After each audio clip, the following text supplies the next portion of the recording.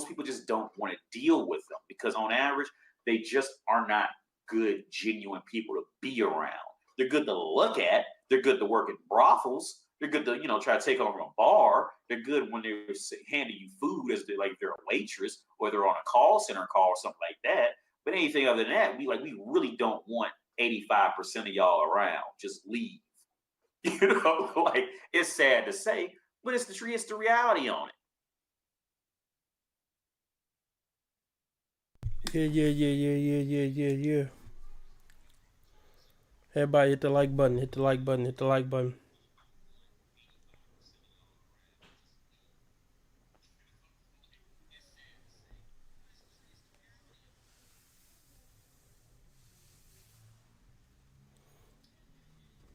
All right, let's get into it. Definitely not staying on long. But if we meet the live stream goal, I'll force the issue. Looking to meet a $10 live stream goal to stay on 2 hours. Cash App, PayPal, pinned to the top of the chat. It's also in the description as well. Whatever you can give is greatly appreciated.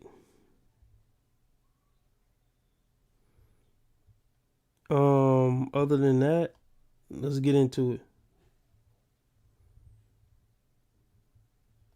Where all my scamming ass that and that money fast, 20s, 50s, 100s cash. Let's turn up today.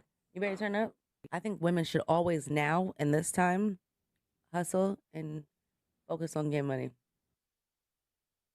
She look crazy and on drugs right now. She look crazy and on drugs. Women should hustle and focus on getting money.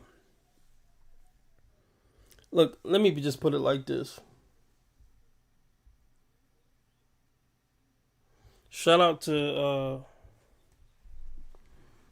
Hero. And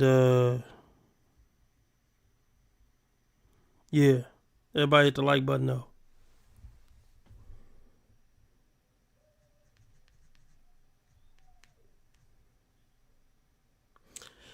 Let me just put it like this.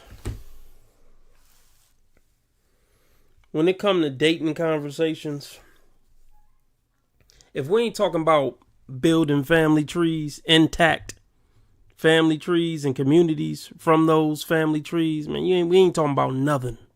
Just a bunch of thoughts and male fucking, what would you call it? It's just a game of thoughts and players. Those are the two categories that people go in who are on the dating market. Or, well, let me take that back. Let me reword this. Bear with me.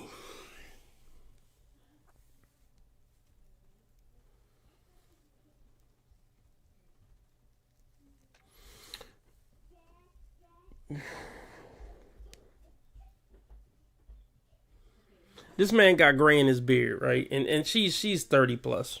If I had to take a wild guess.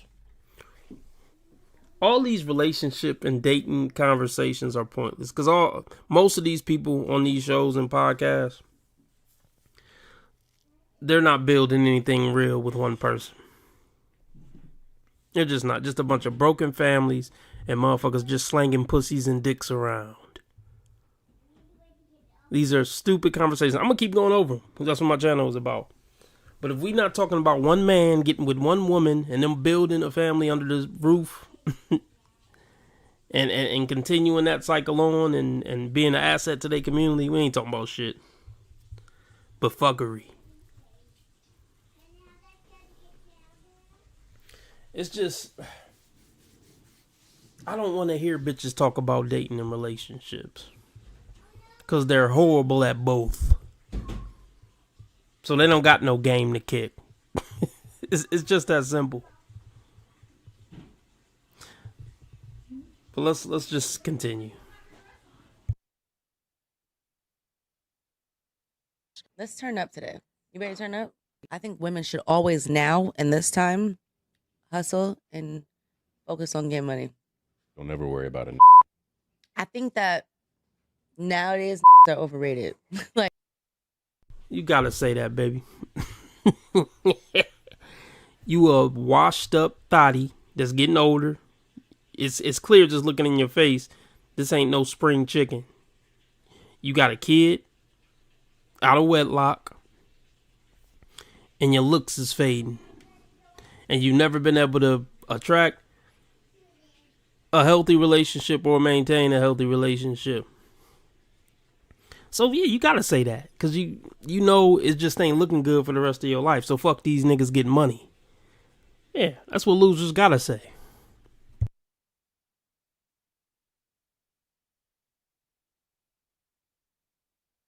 nowadays are overrated.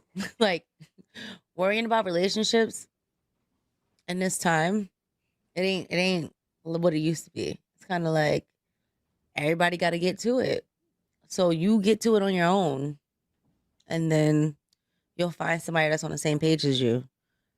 But if you just depending on I'm sorry, if you're just depending on a amazing man, I love my men, to come into your life and change your life, then I feel like that's not a good route to take. Because yeah, that worked years ago, but now I think we're coming to a point where that's not a good goal to have, because I think men and women are equally struggling in, like, the finance area. All right. So between the Did I miss something, y'all? Did I miss something? Men and women shouldn't worry about relationships because they're both struggling independently. So wouldn't coming together in a relationship with two people working help both of them out financially? See, this is why you don't listen to bitches when they talk. Like, as a general rule. Like, I mean, you might have to hear them, like, and just hear them enough to just be like, oh, for real? You don't say. But actually, like, taking in the information that they spitting out, there's no point in most cases.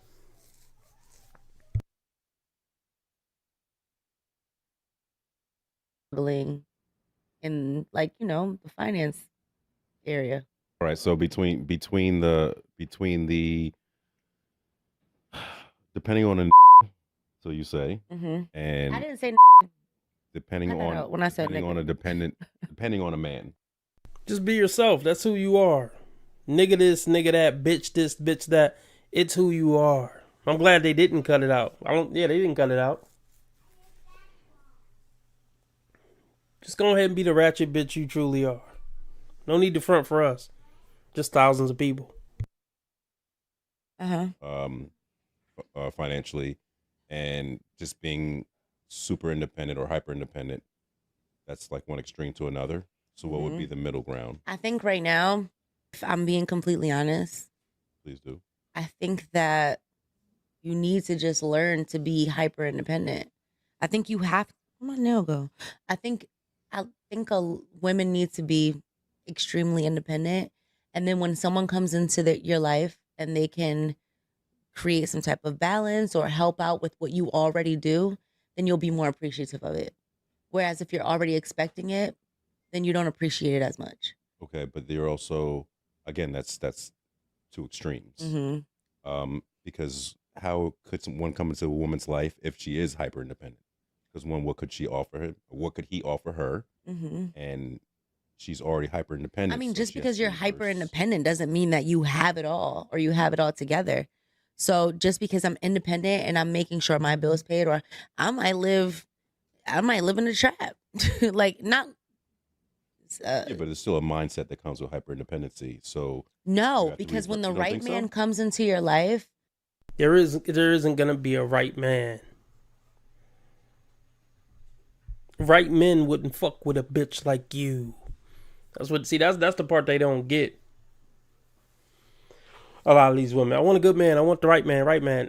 You're not cut out for the right man or this good man that you have in mind. Because any nigga that fuck with any of these bitches that we go over aren't in their right mind to begin with. They either have bad intentions or they a slow, naive green nigga. And it ain't gonna work out with a nigga like that anyway, because she can't respect him. And the type of dude who she is gonna like He just gonna use her, play with her, abuse her. The same shit that's been happening to her since she's been 15. Women really don't fucking get it, do they, folks? Women, they need to be taught this from 7 to through high school. You have essentially, let's just say, from 14 to 22 to get it right. And 3 tries max. 14 to 22, 3 tries max to get this right. If you don't get it right in that time frame within those tries, it's likely over for life, as far as you ever being in a healthy relationship that lasts for a lifetime, with you being a happy, wholesome mother and wife.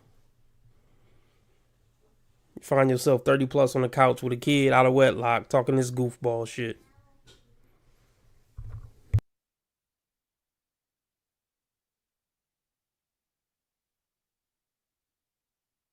So No, because when the right man comes into your life and is able to now be if I'm a person that goes to work, let's just say I work at Dollar Tree, right? I work at Dollar Tree. I make my money. I might be on a state. I get my little EBT, and I get my little whatever. Mhm. And then it just so happens that I meet a man and he's financially stable.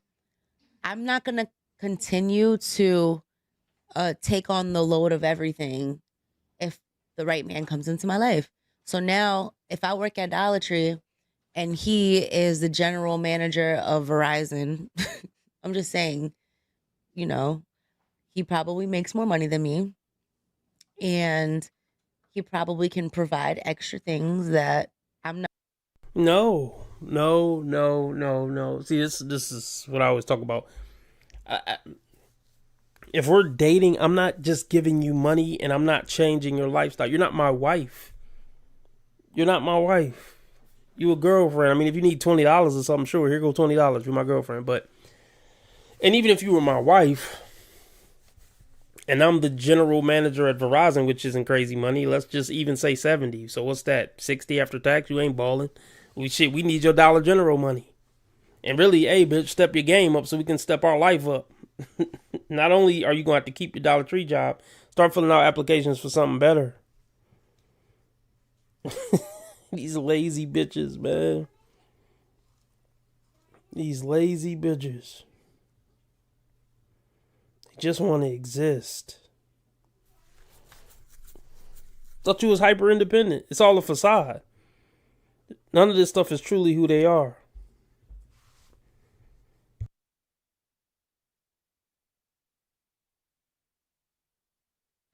He probably can provide extra things that I'm not, I'm struggling to make ends meet. So that's going to make me now like shift some of the weight off of me if we are that serious. And that's your independent model for the woman. No, that's not my model for them. I'm just scenario is what I'm saying. In this scenario, she sounds like she's struggling if she's getting EBT and she's working at the Dollar Tree.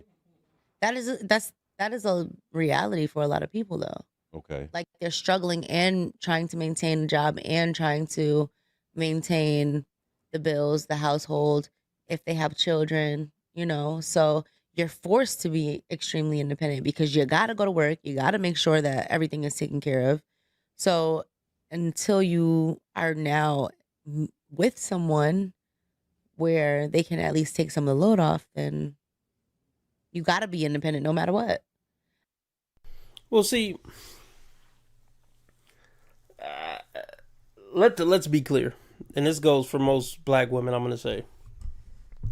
They would rather struggle on EBT and work at Dollar Tree bars than settle down with a decent man and be put under his instructions. Have some type of standard put on her life of righteousness and decency. She would rather struggle with Dollar Tree and EBT and still be able to pop pussy until 3 a.m, drop the kids off at grandma's. Most black women would rather struggle financially for the rest of her life if it means she still get to do all the ratchet shit with her friends. There's not too many women on the planet who didn't have the option to just sit up under some man and be taken care of for the most part. Whether that guy's a 10 out of 10 or a 1 out of 10. They had an option from some guy, whether short, tall, whatever, to basically just sit up and just maybe push out some kids and act like a decent human being, and you set for life. Even if that means he got to work 2 and 3 jobs. Most women have had that option, in my opinion.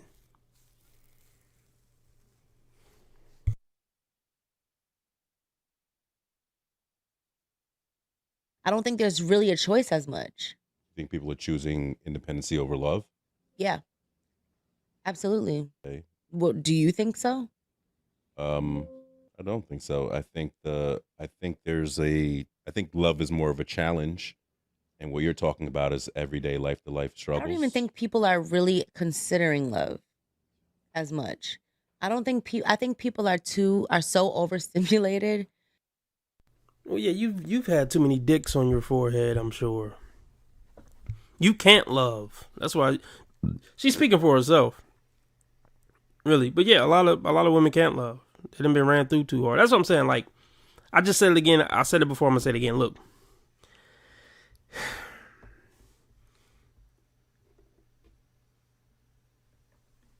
Here, let me put it in a different way for a change. Shout out to Flower and X. So we got 10 people in here. Let me tell y'all again. I'm not staying on long.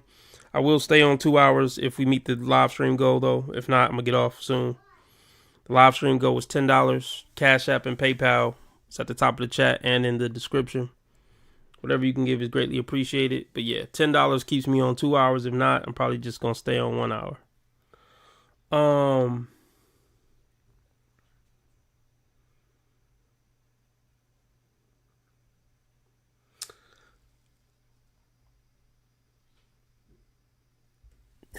Let me put it a different way.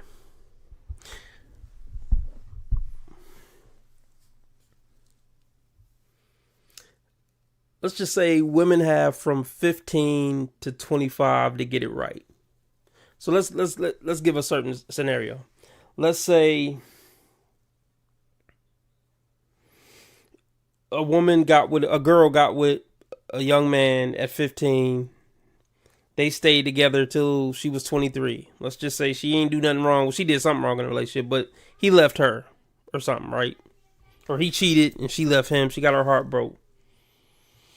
So now she's single at 23 after just being in a 8-year relationship since she was 15.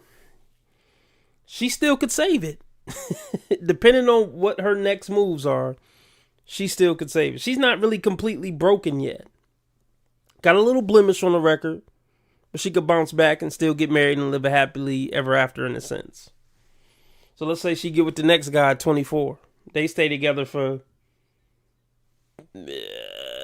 4 years. He leave her too. Or let's say he cheated. Just say something that she didn't really do wrong. She's 28. About to hit the wall. But it's still not over yet. Let's just say she got some baggage and shit. But she still has one more try to get it right. Here's a better example. Let's say a woman get with a guy at 21 and they was together for 12 years and he cheated or left her at 33. So she's been in one relationship for a long time, but then got left at 33, no kids. She's not a completely broken woman. She know how to be in a relationship. She know how to stay in a relationship. She know the ins and outs, the day-to-day life, living with a man, and she knows how to compromise. She's not ruined. Even though she's 33, she's past the wall. She can still find a decent man and ride off in the sunset. So it's not so much about a age per se. But I will stick to the 3 strikes and you're out kind of rule. You know what I mean? Because like I always say, it doesn't take more than 3 tries in a relationship to get something right. If you a quote unquote good woman. And you got good taste in men. So I take it the Knicks won the finals, right? I'm not a big sports person. But I take it the Knicks won, right?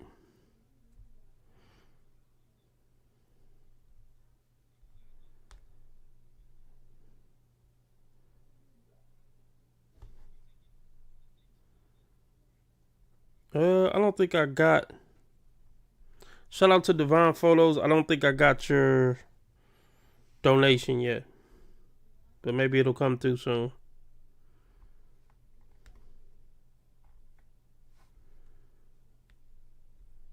We gonna move on from this video, but let's do a couple more minutes. And so overwhelmed that they're just flinging. That's not obviously 100% true, but for the most part, I think that people are just like, I'm enjoying my life right now with this person.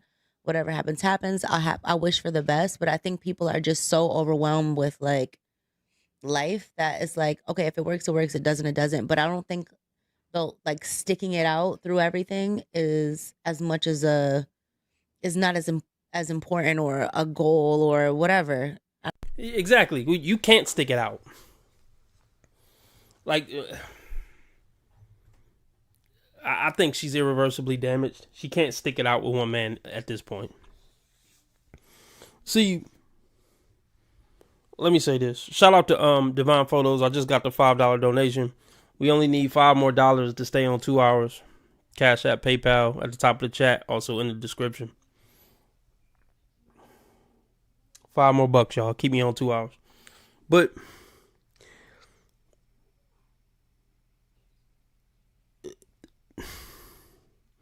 a relationship working out, I'm not saying it's all on the woman. But if the man is even somewhat halfway decent human being, and he's going to work, he's paying the bills, he's caring about you on some level, he's not treating you like shit, he's bringing you soup when you're sick, shit like that, taking the garbage out. He's just a standard man.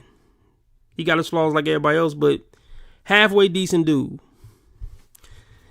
At that point, it's up to the woman to make the relationship work. Bare minimum from men is plenty to make a relationship work. So at that point, it's up to the woman to make it work. It's up to the woman to just stick it out through thick and thin. And in my opinion, I could be wrong. I don't got the peer review studies. Because I always say this, women who jump from relationship to relationship to relationship, they're never going to stay in a relationship no matter what. Ever. Even if they jump from relationship to relationship from 15 to 25. Let's just say they was in 7 relationships from 15 to 25. And even at, let's say at 30, they get married and stay married for 10 years. She's not staying in that marriage. So I'm impressed. It's cool. She jumped from relationship to relationship and she finally got married and stayed in the marriage for 10 years. But she still didn't stay. She's never going to just stay with somebody until she dies. There's a lot of women like that. So even this woman, who, as broken as she is, as irreversibly damaged as she is, she might pull out a 10-year marriage. But I would bet a lot of money that there will never be a point where she stays in a situation until she passes. It's just not in her at this point. It's like, to me, the type of women who got the guts and tenacity and grit, or whatever you want to call it, to stay in a relationship for a lifetime, they figure it out before 30. They figure that relationship out by 30. Isn't that plenty of time, y'all? First boyfriend at 15 to 30. That's 15 years, folks. Isn't that enough to work out whatever kinks you need to work out your bad taste in men? That's enough time to work out everything. So what I'm saying is that relationship that women get in at 27, 28, 29, 31, 32, that should be the last relationship ever, folks. that really should be the last relationship she ever is in, unless the man passes. There's no reason for a woman to have had 5 or 6 boyfriends since 18 and she just gotten another breakup at 34. Like, man, what? Just stop it then. Forget it. Just date casually and just call it a day for our serious relationships. Goodness gracious. Shout out to Divine Photos and X. They sent the $5 a piece. We met the $10 goal. So we are staying on 2 hours. Just for y'all. That's a hard nigga. It's the happiest day of my life, is what I'm saying.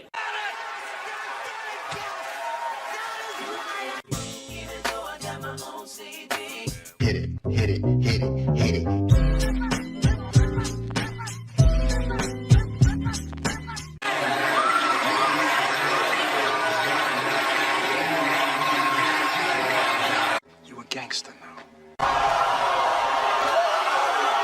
I'm winning any motherfucking way. I can't lose.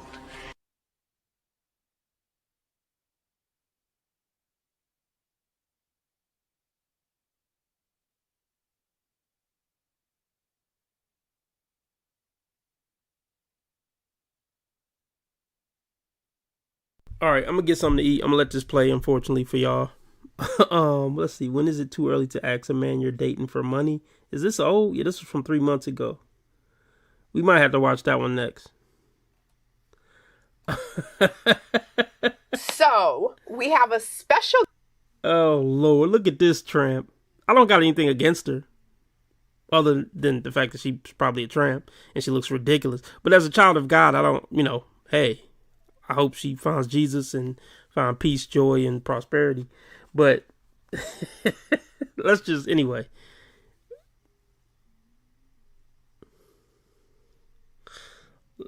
Yeah, I'm going to play a little bit more of this and I'll be right back. I don't know. There's a word I'm thinking of, but it's not coming to me. But anyways, I don't think that people are doing that as much as they were before in the past. Okay. So I think like people are forced to be independent and they're putting love last. That's just my view. Yeah, I mean, we just have different outlooks. I think one is short term, one is long term. Like long term is if she's going to spend all the money on me now, then I know she got it. So I don't want her to spend all the money on me now. Like I want to know how she got the money and I want to learn from her, as opposed to you already got the money. That's real manly. And you're just trying to trick it off. So I don't respect what you're trying to do in that fashion. But not that I don't respect it. I just, one, it's not me to just trick off that type of money on what comes around like every 15 minutes, as opposed to actually learning how to get more money. Or just enjoying the money that's being spent on you. I'm gonna take some money. Yeah, don't get me wrong. But a lot of times it doesn't last. I can see that. I'm finding out like who she's with, how she got the money, and like how I could get to know part of that network. And yes, I'm gonna take some money, of course, but I'm not looking to replicate it. It is true though. See, this is where I think it's different. Only because in that scenario, you can't really compare the two because a woman that hires a gigolo, for example, right? She may tell her friends about it most likely, and he will get passed along. So he's part of that network. Now, I don't think it's the same for women. I think as a woman's going to try to stay with that one person as long as he can, she can, but she doesn't want to be part of like his friends' I ain't trying network. to do what you're doing. That's why I'm saying to be it. a part of your business. And that's why I'm saying that's where it's different. I'm looking at it from a different view. Yeah, I don't want to run no construction company.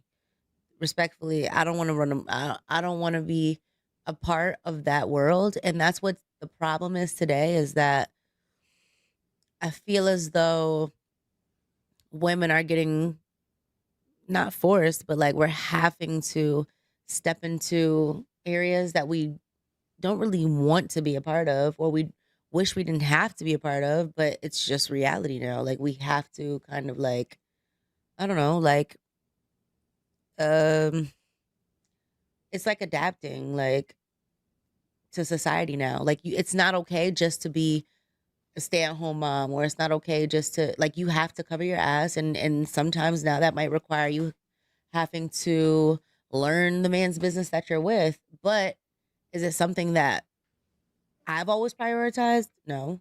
If that's your job and that's what you're doing, I want you to be successful in your job. I'm here to support you. I'm here if you have any advice. I'm glad that you communicate with me with what about what's going on. And I'm a person that can exercise my brain and see how I can help like the situation, or what's this next step you can take, or how we can build from a situation or give you ideas. But for the most part, I'm not here to try to learn your business and to now like go into that line of business. But I'm just a woman.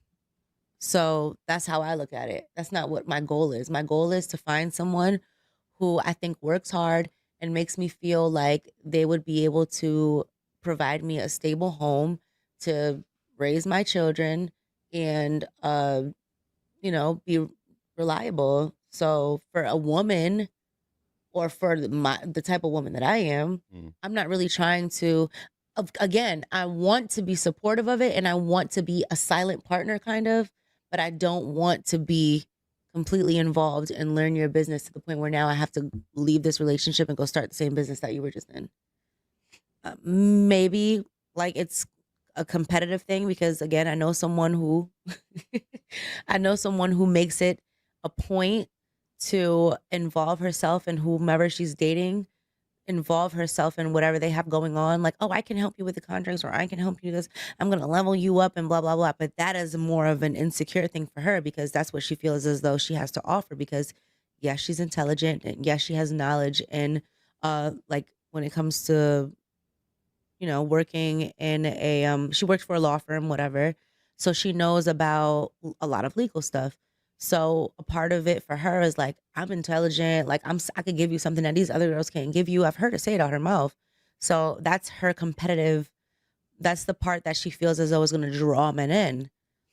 And what I've seen from watching it is it doesn't. But what about that says insecurity?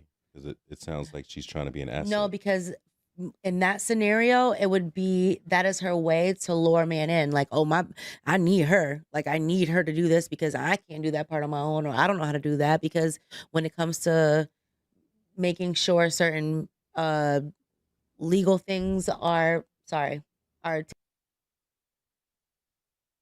guest for you guys today, and we kind of were keeping with the Valentine's theme. Remember, we were talking about lube. We were talking about how your man make you feel right, all of this stuff. But we wanted to actually have, first of all, a male perspective to mix it up for you guys. And, of course, A grown man in a pink velour suit with girl braids in his hair.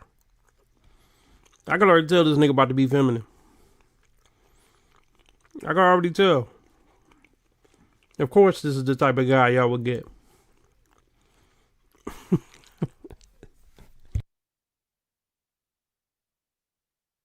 a male perspective to mix it up for you guys. And, of course, none other than D-Lay. My brother. Because he's always talking smack on his social media. Let me get right into it. Ain't no sense in us backing off of this. That's right. I just told y'all was just telling me we got a small frame of time, so let's just get right in it. Who need lube? What's going on in the community? I don't need What's it. happening in the community where we need it? I'm Why perfectly y'all fine. two young vibrant women talking about for your audience? For your it's audience. for people Got that have issues with the early menopause, the menopause. Got you. And listen, Post, sometimes you you're know? just not turned on enough. Like, it might be a quickie. You didn't have time. Two old bitches. Man, these podcasts, man. Old washed up bitches on podcasts. Imagine being 40 and you still on podcast seats instead of at home cooking for your family or planning fake family vacations with the fam. It's honestly sickening. Right. But that's okay, because we broke it down for him. Okay, so y'all got some really interesting topics. I like this. Yeah. I don't want this to be my last time, first or last time coming. I think that's dope. But what about for the man? Like, what if We had the flavor con for the men. Yeah, we did. We did have We had a cherry flavor, which is very good. And Got it was cherry. the consistency was, but just for these women right here, they got a whole nother layer that y'all ain't seeing. I believe that they're going to start unraveling some of these layers in these episodes. Per Yes, episode. yes, I believe yes, so. yes. Stay tuned. Yeah. Episode 4 coming up. So, D-Lay. Yes. Whenever we do the videos and we break it down, and we're gonna actually do a reaction to the video that we're gonna talk about. Because Okay. this is the one that you just did. You were on a podcast with someone, and every time I hear you say something about a woman asking for money or requesting money or Yes. expecting money, you always say the woman is selling cat. Yes. And then you even Sell talk cat. about us old people, because you over 40. Don't nobody want no over 40 cat. Oh, what's up with that's that? not true. You see how they just... Thank you. This is what I want to happen right now. Uh-huh. To the people in the edit, whoever in the editing room, I want you to take right now the video where I'm talking. No, look, there's plenty of guys who will fondle a 40-year-old cat. But, like Patrice O'Neal said, I eat some stale Cracker Jacks, but don't try to put them on a gold platter. Throw them bitches over there in the corner. I'll get to them in a minute. I just eat them off the floor. Don't try to present them bitches on a golden platter talking about motherfucker $100 a kernel.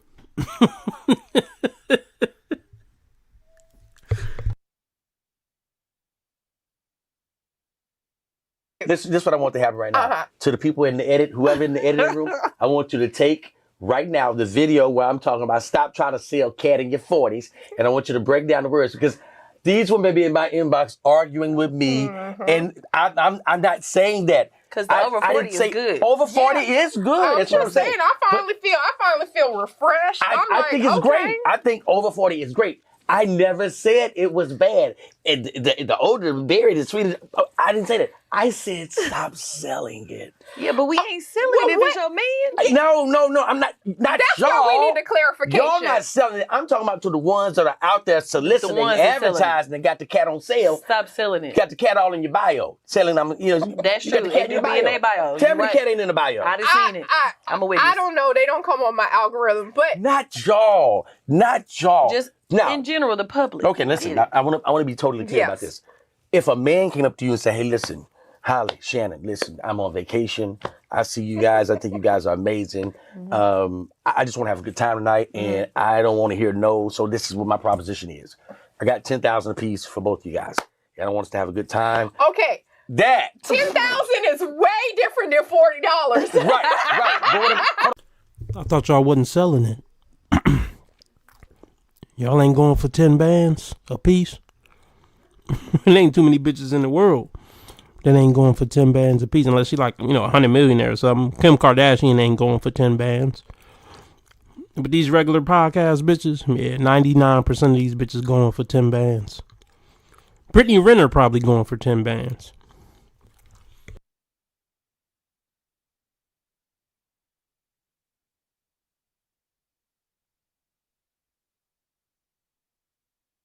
Different than $40. right.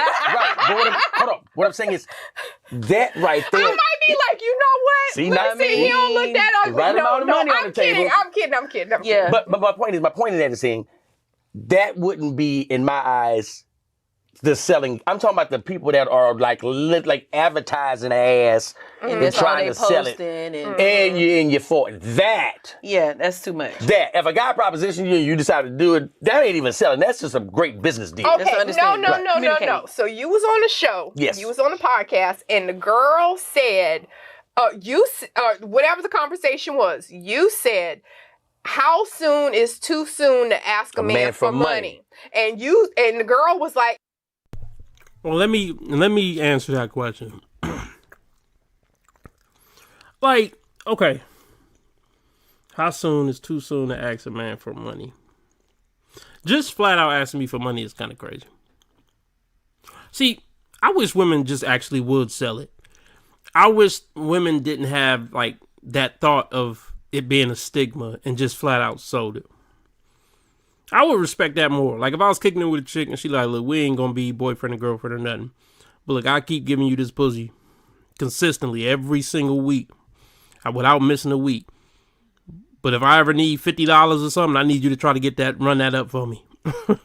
Can you run that if you got it from time to time? If I need 25, 50 from time to time, can you hold me down? I'd be like, you know what? I like that deal. Yeah, I got you.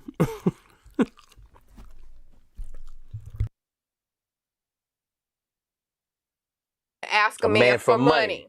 And the girl was like, immediately. Oh, I said, when should you start asking a man for money in a relationship? And the girl was like, as soon as she give him some cat. As soon as she give him some cat. Right, when she gives him some cat. So you was like, so you selling it. Right, and people like, I wasn't joking. I was really, but the girl was like, I'm not selling I need to know, like, what are we doing here? Like, when you ask me for some money, like, is this going to be the relationship? Am I going to be giving you some money for your cat? Right, and I get that. And this is going to be a fixed amount, because if this is thing, you know what I mean? If it's going to be fluctuating, I need to know make sure it's in your monthly budget. Yeah, exactly. That's what I just said. Like, okay.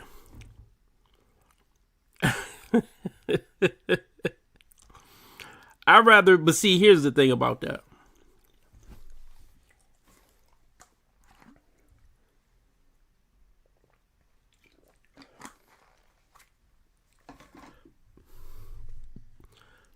I needed to strictly be on some prostitute shit. Like, I'm not sending you the 50 in advance.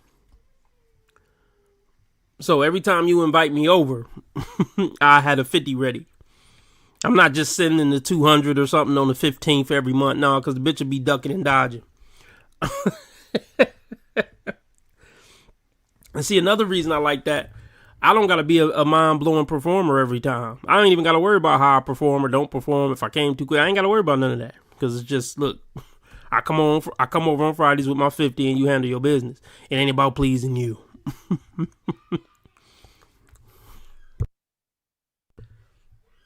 Because that's the thing. I mean, bitches are flaky. You could have one off night in the bedroom and get cut off the roster. Like, nah, I don't need to put up with that shit. Even 1 out of 4 times. So, nope, you off the roster, nigga.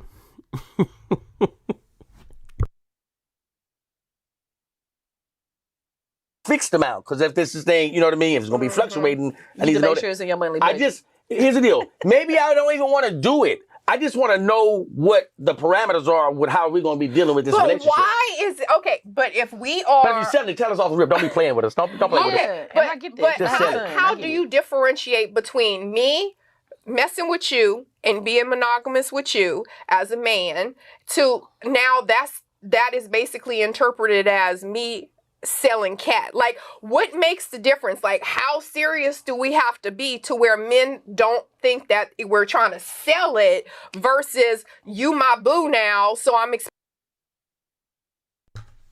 Get a full-time job, bitch. Like, see, even the way they're talking, this is prostitute shit. If a woman feel like, any woman who feel like, look, I got a man, so I'm entitled to some money from him. If they're even thinking in that direction, she on some direct prostitution shit, basically. It's not direct, but she on some secondary prostitution shit.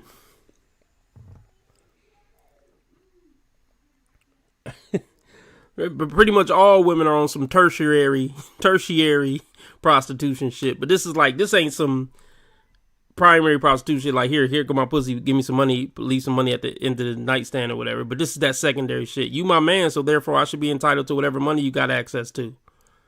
It don't work that way. Get a fucking job, bitch. If you, see, this is why men gotta stop fucking with broke bitches. See, let's put it like this. A woman should only be fucking with me because she like me, period. There should be absolutely no financial requirements. So, okay, if I had to put a time frame on it, because, like, don't get me wrong, if this woman, if we've been boyfriend and girlfriend for a certain amount of time and you just need $50, okay, cool. See, this is the difference between that and you just feeling like I'm the guy to go to for money all the time because I'm your boyfriend. It's a big difference between the two. That versus, I just got into a pinch real quick. Can I get $50? They're not talking about just getting in a pinch once a year and need 50. They talking about a consistent, you my nigga, so you cough up some money on a regular. That's what they talking about. And I don't think it should ever be like that. I think you should not be a bum ass bitch and have full-time employment and know how to ration and budget your money and afford your bills. If anything, this is how I want to be. Bitch, you need to think about how to run my pockets up. Help me. How about that? Or you need to be coming up with new innovative ways for me to save money, not spend it. See, that's the difference between a wife and just some bitch you fucking.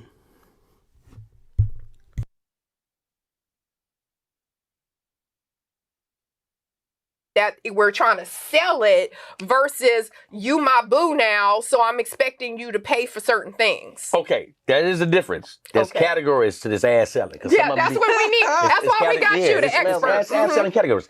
So what you have is, what you're talking about, what y'all are talking, what you guys are saying is when we're in a relationship. But we may not even be. Let's just but if we're kicking it, you're talking about dating. All right, let's say we don't have a title, but we know we working towards something. There's something going on here. Right. Not that. I'm not talking about those women. Y'all can ask for money all y'all want. Y'all getting daily dick. Can we say? Yeah, go ahead. You already said it. Go ahead. You're talking about somebody jumping the DM. We decide to meet up, and then you asking for some money. Yeah, that's crazy. You selling ass. Yeah, undercover. Under the Okay. covers. You're under the covers. Right. Yes, You know I what I get mean? that. So, I and have I don't a want- son, what so I happens is- understand it. I don't want my Right. son to be on the first date and the girl just asking him for money. I would tell him immediately, walk away. Yes. Like, no, she's trying to sell herself, and if she's coming at you like that, she's coming at a plethora of men like that. So no, I tell my son to run. I think a lot of times men mess it up though. Men Let me let me just talk. Let me talk. I'm just thinking about chicks that I fucked with casually. We definitely weren't boyfriend and girlfriend, but we might have fucked a couple times or hung out, whatever. Like, if either one of them bitches would have asked me for some money, I probably would have just said hell no. Like, I mean, we was cool or whatever. They might have blew me once or twice, but even I'm just trying to think. Well, first of all, it depends on what type of money. If you need $20, just fuck it. Here go $20. It ain't like, $20. Fuck it. Here go $20. It really ain't that deep. But when you talking about I need $100, I need $200, you got $300 real quick? Like, no. Even if I do, it's like, no.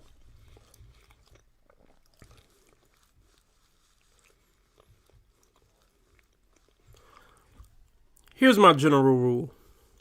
A woman shouldn't be fucking asking you for money, period. You're not a wallet. You're a human, fellas. See, a lot of men look at it like that too. They look at it like, well, I'm fucking her, so at least I could do is help her out with money when she need money. No, nigga, like y'all thinking about it the wrong way. I don't know if it's low self-esteem or what. I don't feel like it's my job to give a bitch some money, ever. Even if you my wife, like we working to pay bills and put kids through colleges.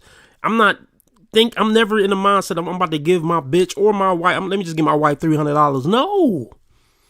I'm never, like, I just have a completely different mindset with that. I'm never thinking of giving a bitch money. If my wife needs something, yeah, we gonna figure out how to get it. But even for my wife, can I get $200 to go get my nails done? No. Figure out how to get $200 yourself. Like,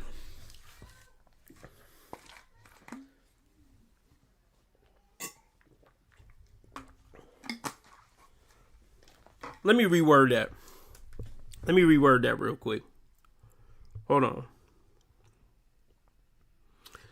Okay, what I'm saying is, like, even if it's my wife, like, we probably have a leisure fund. So if you need to take a couple $100 out to go have a spa day, then take the money out the account. So there's not many situations. And even if, okay, I meet a great woman, I'm, rock with her for 5 years. She's my wife and mother material. I want to sit her home for a few years and take care of the babies. I'm just going to give her an allowance. Because I don't want her to ask me, can I get some money for some milk? That's silly. She got to call me and ask anytime she need to go to the store and get some milk. That's stupid. So even if I was sitting a woman home to take care of the babies, I'm just going to give her monthly allowance. And you need to figure out how to budget your monthly allowance. But just this giving a bitch money because she my bitch or because she give me some pussy or even she my wife, I don't think like that. And you shouldn't either, in my opinion. Bitch, give me some money.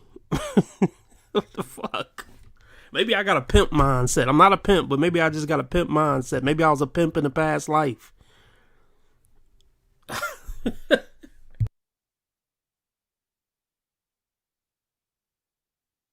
She's coming at a plethora of men like that. So no, I tell my son to run. I think a lot of times men mess it up though.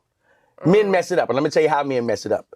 Because you lead with the dough. I got the cash. They do. Now once you lay it out like that, once you put it out there Then like I'm that, gonna say, oh, okay, you on the gram, everything. You in the car every time you got the money out. You go, give us some money then. That's annoying. On Now, the headrest. What I'm saying with that, now you're that guy. You give us some money. Yep. Don't come in here asking us regular dudes for no money. Don't ask us for that. You ain't seen me You put not out no. regular, D-Lady. You, He married. He talking. He's out the just loop, being lady. very. I ain't even in he it. ain't even in it. But Right. I'm looking at it from the sideline, I'm like, guys, when you start with that, hey, listen, I want to take you somewhere fancy. Because let me tell you what it is. We want some ass really bad and we're trying to really impress you. That's it. That's what it is. Like we really want to. Thanks for that. But see, do impressing a bitch on a date really get you ass though? We was talking about this recently, and I don't think it does. Because we went over a blind date episode, and I was talking about, like, I wonder how many niggas ever even got ass from a blind date, let alone a serious relationship come from it. And we looked it up, and it was like 2%. And that was Chad and Tyrone. and it wasn't about him being impressive. Chad and Tyrone could take the bitch nowhere and get pussy. She'll bring him over food and don't ask for reimbursement. But if a Chad or Tyrone do end up on a date, yeah, she's fucking that night. And she gonna try to get in a relationship with him. And it ain't had nothing to do with him being impressive on the date. It had everything to do with him being tall, handsome, and charismatic.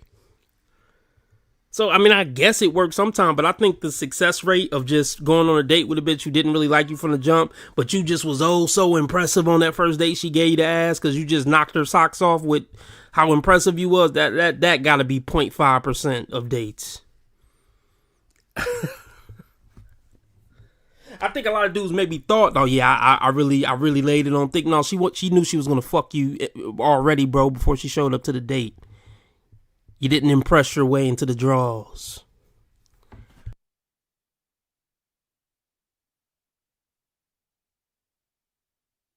That, hey, listen, I want to take you somewhere fancy. Because, let me tell you what it is. We want some ass really bad and we're trying to really impress you. That's it. That's what it is. Let me break that down too. This whole we want some ass really bad, it's fucking pathetic as a grown man. Whatever, 15 to 25, I get it. Well, I'd even give a nigga, I'll give a nigga the 30, fuck it. I'll get some grace to the bros. If you over 30 still on, I really just needed some ass bad. Like, bro, man, get the fuck out of here. That's all. I'm just gonna leave it at that.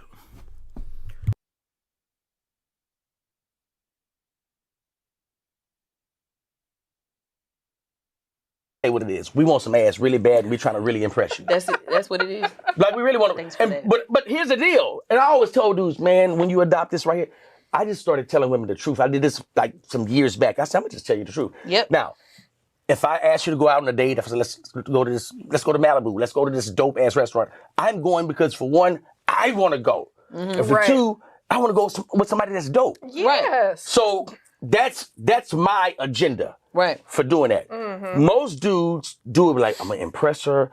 I want to show her this. I want to lead her to think this. No, I didn't do that. And what I'm about to say, your audience, because it's mostly women, you're gonna be shocked. So I just want you to hold what you got. No, that's why we need you to tell us. Okay, let me just be honest with you. When I was in situations like this, I would be direct, straight to the point, but not rude and an asshole. Yeah, Walk I like right that. up to you. How you doing? You are amazing. I was sitting there watching. Oh, you drinking something? Let's get a drink. We having a drink. We're talking. Listen, I know it's a short period of time, and I like you.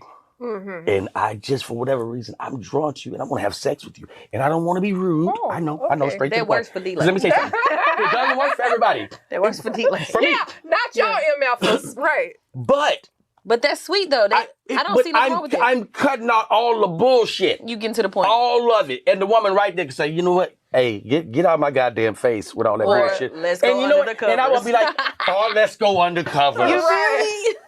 I mean, yeah, that definitely is not gonna work for the overwhelming majority of men on the planet.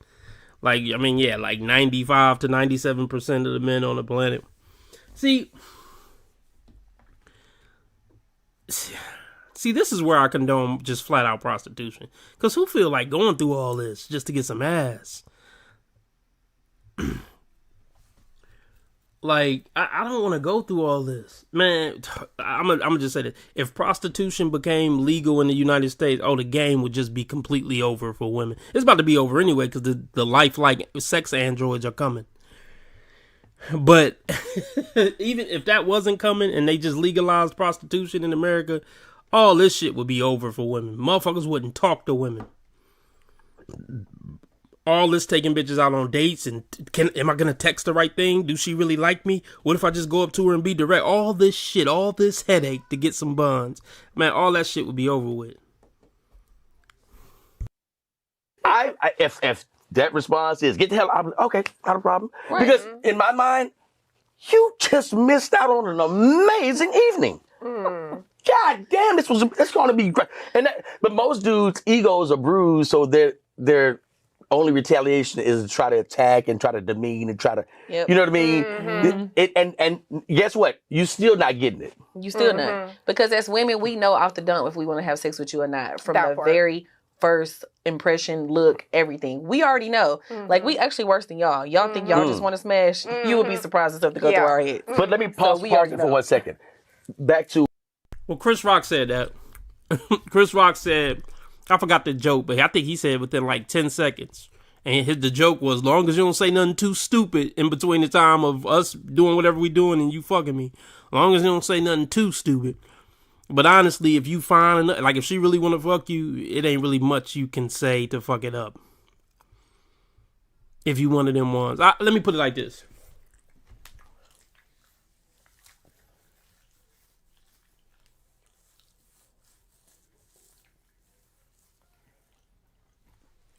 If you one of them top 5%ers, it ain't much you could say to fuck. It ain't much you could say or do to fuck it up. It ain't. It ain't gonna be much you could do or say to fuck it up.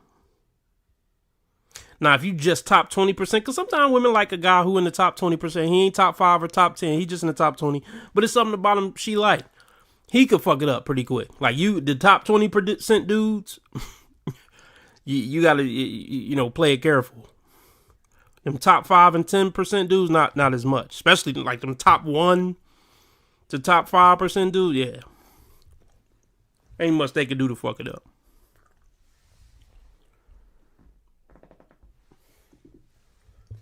And them bottom 80% dudes, they ain't even in the picture. They ain't even visible to her. how the guys, when they get turned down, they respond and they got to demean the girl. And keep in mind, let's say I came with this proposition and you were like, oh my gosh, get the hell away from me. I'm sorry, you still look amazing. So we're still in the same facility. I didn't ruin my chance. The night is still young. Yeah, but she have a couple of more drinks. She have a couple more drinks. She be like, you know what? That was kind of bold of this nigga to just roll up on me. Actually, I'm a little turned That's on. what I kind of liked. Boy, women See, ain't nothing but either. dudes, At least I like they. At least they honest. Like shit, bitches ain't shit either. I'm glad she acknowledged that. For the men that I'm talking about in the bottom 30-40%, they would marry you tomorrow if you gave them a chance. They can't. They swipe on dating apps 6,000. All right, let's look at this. How long we was? I mean, I ain't in a rush to get up. Oh, we had an hour. So we got a whole nother hour.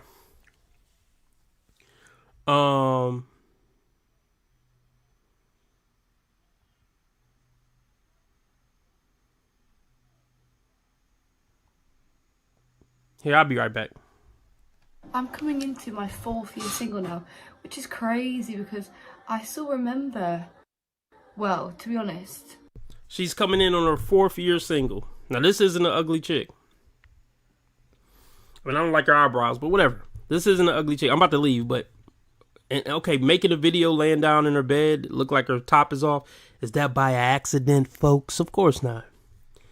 You're coming across like a whore, man. Is that why you're single? You know what? I might want to actually go over that one. Let me pick something else to play. Towards one guy, and he was roller coaster guy. So happy right now. Yay. I've never been in love, and I honestly don't know how that feels like. I don't know how I'm supposed to feel after a first date or a second date. What I do know is that with my dates, with the dates that I've gone to, I have felt that attraction towards one guy, and he was roller coaster guy. I don't know if you guys remember him. We went on multiple dates, but after the second date, we kept texting with each other. Of course, we were talking every day, I guess, every day. And one time after the second date, he told me that on the second date, that it was a brunch date, he wanted to kiss me, but he didn't. The way that I felt butterflies in my stomach, like I actually felt nervous and felt like, ended up happening is that he lives very far away from me, so it was kind of I don't know, he wasn't really into me because he wasn't like. Anyways, I have no clue because I have dated nice guys. Some of them are very nice, but I just don't feel that attraction, and I don't know if I'm supposed to feel that attraction after the first date, the second date. How am I supposed to feel? I have no clue. Or should I just continue on with someone until I feel that attraction? I have no clue. Some guys, I just see them as friends, you know? Some guys I go on dates with and I don't want them to kiss me. Like, I just feel like they're super nice, but in my brain I'm like, oh, he's a really good friend. But I don't know how you turn that into like a romantic relationship, or if I want to turn it into a romantic relationship. I'm confused. Love is so confusing. Everything is so confusing. Sometimes I wish I could go back and date guys, but also I was very sick, so maybe not. What are your thoughts on this video? Let me know down below in the comments below. As many of you might know, because I don't shut up about it on here, I didn't get my first boyfriend until my late 20s. I had never been in a relationship my entire life. It was the biggest source of my shame. Like, I just literally never got over it. I was so hung up on it my entire 20s. Looking back, I'm like extremely grateful for it, but I love coming on here and sharing advice, because if I have one goal, it's to help whoever is feeling like, why have I never been in a relationship, feel less alone, and also just like give you some fucking advice, some hand-holding advice that, like, if I could go tell myself anything in my early 20s about dating and about being a late bloomer, whatever the hell you want to call it, this is what it would be. First things first, and I talk about this all the time, I need you to know that, like, it's gonna be a little scary. The first time I ever went on a date, first of all, I didn't want to date for like multiple years, which is also fine, but the first time I went on like my first date, I was so scared. And I think when you've never been in a relationship, the reason why you feel so scared is because you're putting this other person on a pedestal. You're literally being like, oh no, you have to be my person. And that's part of the problem. You have to learn how to, like I've said so many times before, drop kick the pedestal. Like, get this person off the pedestal and realize that this is just like one stepping stone to get more comfortable in dating. My mom used to tell me that all the time. She was like, you're just having conversation. You're just meeting a potential friend. No, we're just friends. I don't know you. I literally don't know you. You are a stranger. And is this the girl that talked too much? When I was out the room, I seen y'all say that she talked too much. See, I haven't even heard anything she said, but it's just like, women be wondering why they get ghosted. This is the reason why you get ghosted. You talk too fucking much. You're annoying. You have no self-awareness. I hope you don't wear that shirt on dates with a beater under it. Like, is she even straight? I just, sometimes it blows me away how unaware women are of how cringe they are.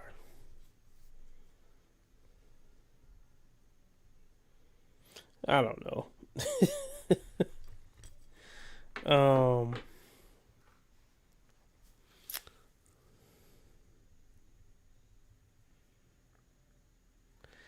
Anyway, let's go back to, for, you know, some I don't remember going over that. Should we do another? Fuck it, let's do this. Or matter of fact, let me get this other one out the way. Let's see what she's talking about. She says she's been single for 4 years. She's not fat. She's not ugly. So we can all come to the same conclusion of why she's been single for 4 years. I don't even need to say it. Why a fairly attractive woman who's fit has been single for 4 years. Look at all that makeup on her fucking comforter.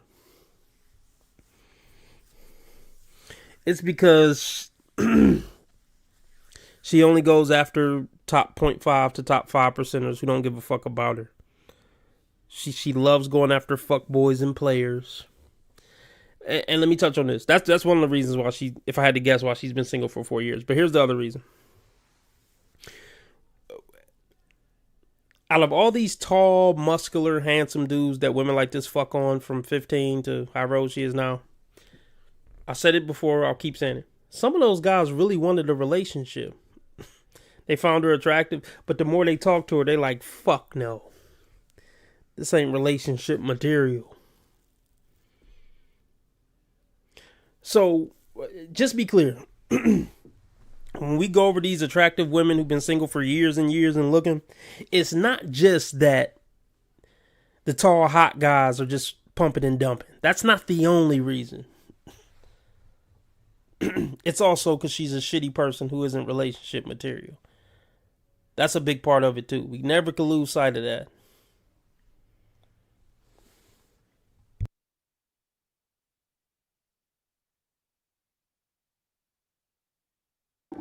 I'm coming into my 4th year single now, which is crazy because I still remember, well, to be honest, if I'm being real, I don't remember the car journey home. I think I blacked out for 4 hours, but I still remember packing my bags in that Newcastle flat and fleeing Okay, she got a strong ass accent. She said something about blacking out. So this woman is a complete fucking train wreck. Worse than I initially thought.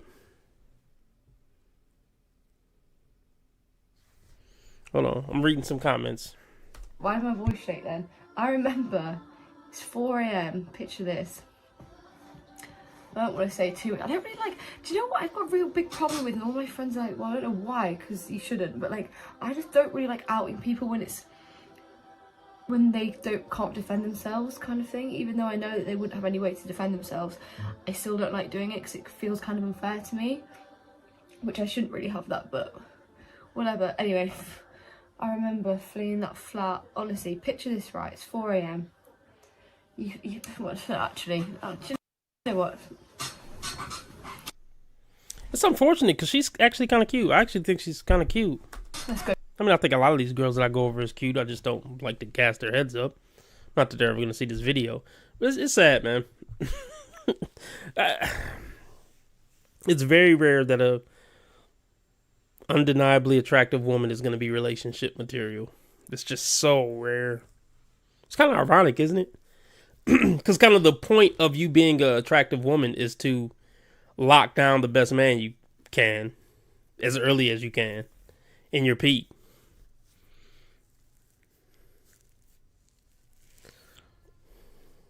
See, I haven't said this in a while.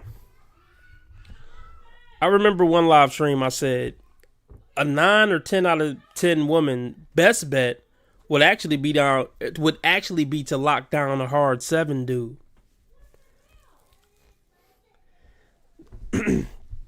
A woman's good looks are best used on guys who are 6s and 7s. I'm not saying she got to go down to a 5.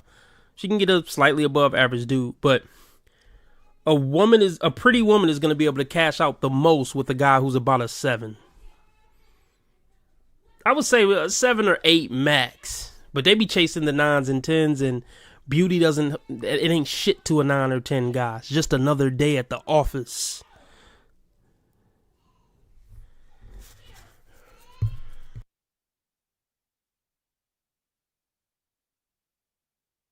Fleeing that flat. Honestly, picture this, right? It's 4 a.m. Actually, do you know what? Let's go from the beginning. Picture this. It's probably about 6 p.m. So just cooked tomato mascarpone pasta. I like that. Garlic bread. Okay, I can't take. I don't even know what the fuck she's talking about, and she's talking about garlic bread, and her accent is too thick. So we'll move on. But Flower, I can't remember Flower. Did you say you were white, Flower? I can't remember Flower. Is most of my fan base white? No, I don't know if I would say that. I know Divine Photos is black. T. Orlando is black. I think most of my core fan base is white. Shout out to my white fan base. Or not fan base. Y'all aren't fans. Sorry. Supporters. Anyway, let's move on. Can we really talk about for 1 minute, why are men not... Okay, can we really talk about for 1 minute, why are men not approaching women in the bars anymore? Are you guys really that scared? Because we strictly go to the bars because we literally want to be approached.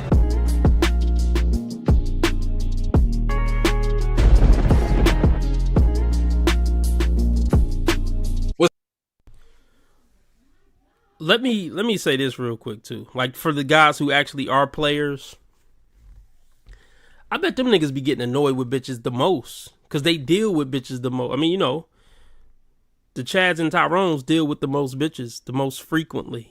I'm sure they just go MGTOW just because they just tired of these bitches. Because we always think about the bright side of being Chad and Tyrone, but there's a bad side to being Chad and Tyrone too. Bitches probably scratching up your car. You probably can't get rid of the bitch. Once you get rid of the bitch, then you got to talk to them and deal with them being, well, they shouldn't be drunk anyway, but you know what I mean? Behind the curtains, women are a fucking train wreck. They're only desirable when you're seeing them for 10 seconds, 20 seconds, hearing them talk for a minute or two. Then some of them can maybe come off desirable. I mean, most of them can't if they talk too long. They talk longer than a minute, lust turns to disgust real quick. But I'm just saying, the allure of women is just like a surface level facade, is what I'm trying to say. But behind the curtains, like the more you get to know them, the more you just sit around them talking, see the way they act, women are repulsive. And I would imagine the prettiest ones, the cute ones, are the most repulsive behind the curtains. So Chad and Tyrone is seeing all this horse shit. So I'm sure a lot of Chads and Tyrone's just like, man, look, I done fucked enough pussies. I'm tired of these bitches. I'm about to just go MGTOW. Because these bitches getting on my fucking nerves. And the juice ain't worth the squeeze. Even though they throwing it at me, I still don't want to deal with these bitches.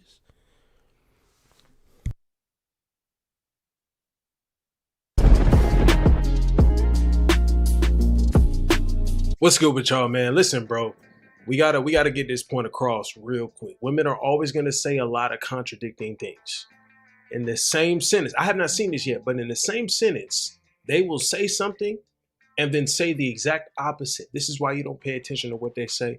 I'm gonna give you the game. I'm gonna give you the proof as to why women start chasing when you stop chasing them.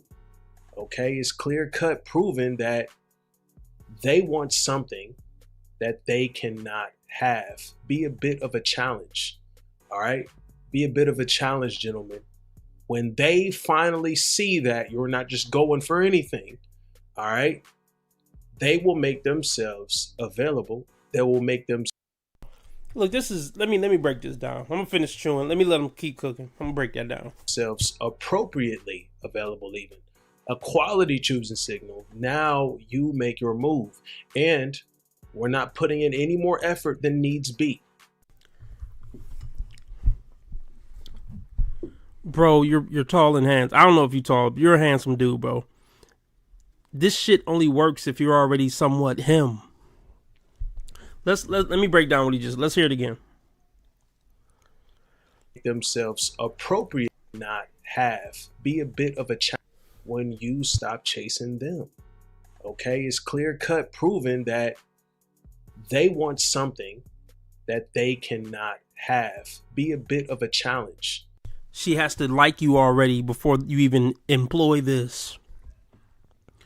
Oh, don't chase her, bro, and she'll want you then. But she doesn't even like me from the jump. Like this, don't get me wrong, this works when you already tall and handsome and look like you got motion or do have motion. Yeah, this works. This is the advice you take once she's already sexually attracted to you, which is not going to be 90% of men. That's what the dating coaches don't tell the guys they want to buy their course.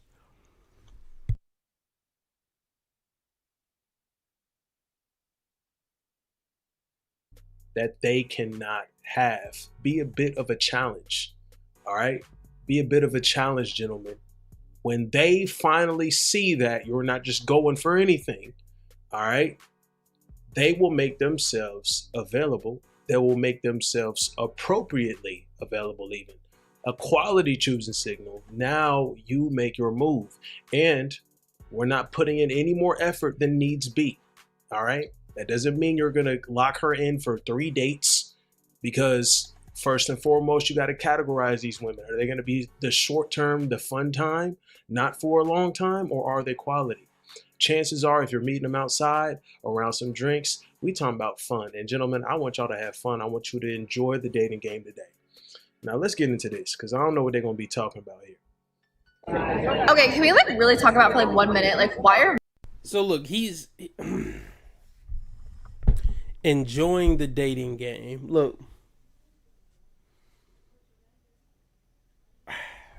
he's essentially selling a lie. I'm not saying there's not any guys out that are enjoying the dating game. Well, they're enjoying fucking, but I don't even know if that's considered enjoying the dating game. The dating game is bullshit, even for Chad and Tyrone. Chad and Tyrone don't want to be around these bitches longer than they have to because they're not likable people. So let's just start there. So even Chad and Tyrone, I don't think is enjoying the dating game. He's enjoying when the pussy's on his cock, but I don't think he's enjoying much outside of that. And let me touch on this. This isn't talked about enough in the space. Even Chad and Tyrone, who fucked 1,000 bitches, look, we're human. At some point, we want an actual real connection. I don't care how much of a player he is and how many pussies he ran through. At some point, you actually want to bond with a companion as a human being. I don't give a fuck what these niggas say. Drake wants to bond with one woman at some point. He's probably decided I'm not going to. But even Drake be trying to have like relationships with these little broads here and there. I just heard about some shit earlier. I mean, he probably got a roster, but men want to be in love with, if it ain't one woman, up to 3. Men want to be in love with a woman or some women. This whole idea that most men, or even most 1% men, just want to have one night stand after one night stand and not have any love and companionship in their life is a fucking lie. So even a Diddy, even though he's, probably fucking all these different women everywhere he goes, he still wants a girlfriend. Men want girlfriends. Whether they're a rich playboy or not, they still want the love and companionship component from one or a few women. That just fucking random hoes at the bar gets old at some point. Fucking random bitches from the bar and club definitely gets old at some point. And it's empty at some point. And it's not fulfilling. And at some point it can be soul crushing. Like I gotta stop doing this. At this point, this shit don't even feel right no more.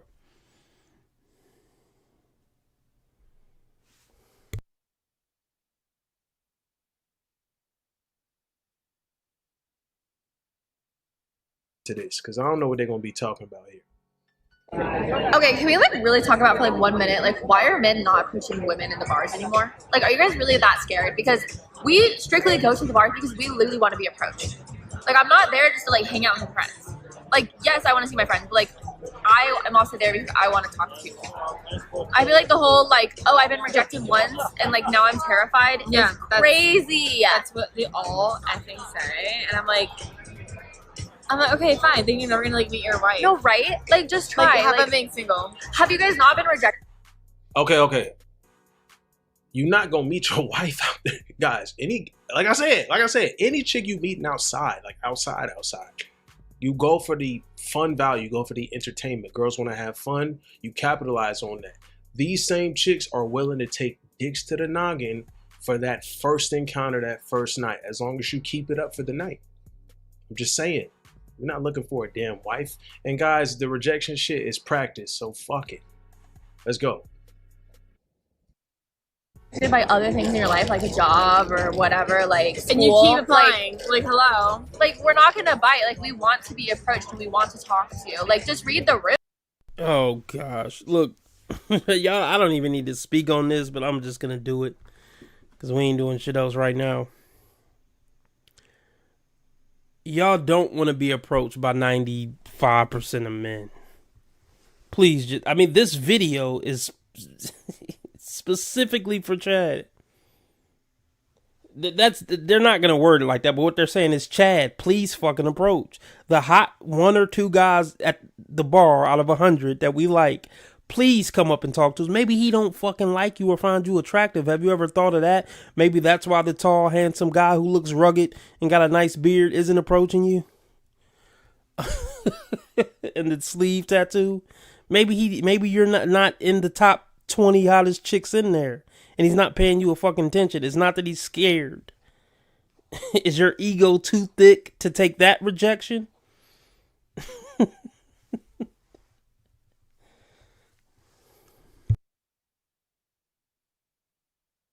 Like, hello. Like, we're not gonna bite. Like, we want to be approached and we want to talk to you. Like, just read the room. You're gonna find the right girls that are either, yes, I'll entertain you for the night, or I'll go out on a date with you, or I'll fucking marry you. Like, literally. At the end of the day, it doesn't fucking matter. You're not marrying shit. You're not quality for that. Gotta understand that. That's where it comes in. We don't care about what they talking about. When it comes to that stuff. See, let me let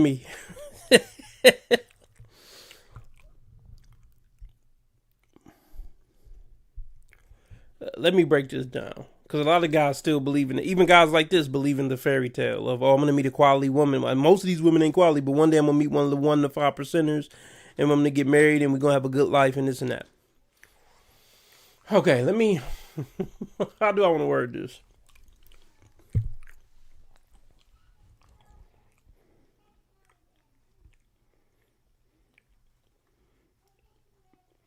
Here's the thing. Some women really are the shit. Like, there are good women out there. There are excellent women out there who treat their husbands like kings, even 20 years in. They still fuck on a regular. She still, respect them for the most part. They laugh, they joke, they got a friendship. It's a great fucking marriage / relationship. That does exist.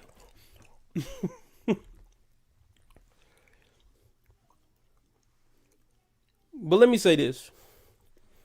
Even in those relationships, I don't think relationships should be difficult. They don't have to be. But life is difficult. Just compromising with another human being, no matter how wonderful and spectacular they are, can be difficult. Dealing with a person's ups and downs internally, and on top of your ups and downs internally, together trying to work through that shit. Like, it's difficult.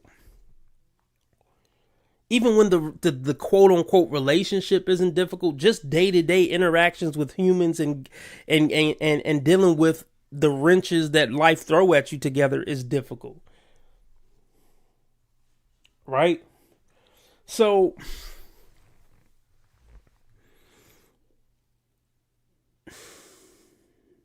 managing a woman in a relationship,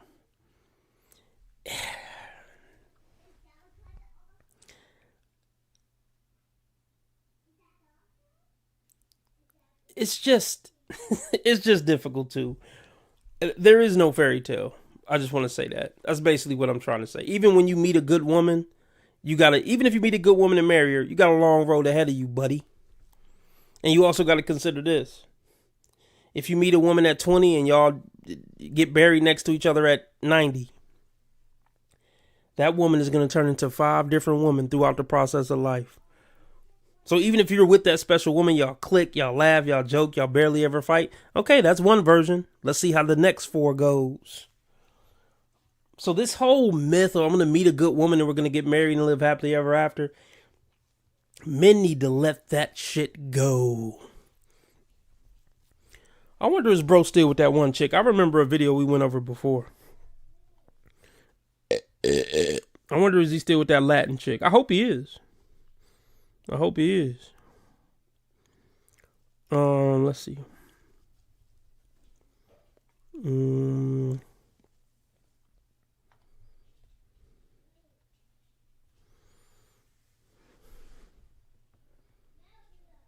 he still with her?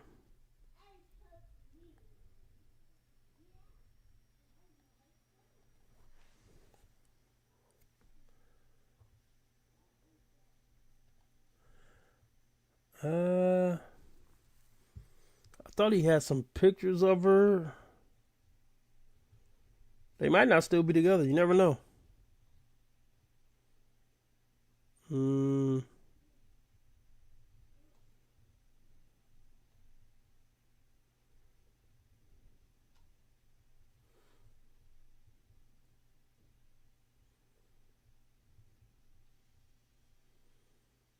I guess I could try to Google it.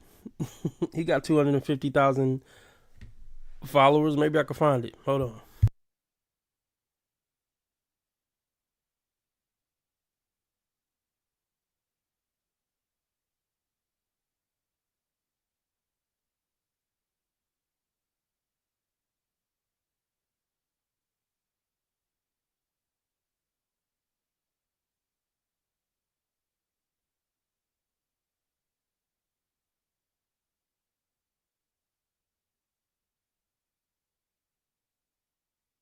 Okay, it's not saying anything. Let's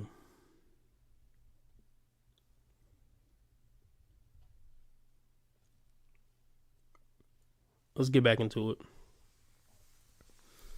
Should we go over a blind date episode, y'all? Let me know.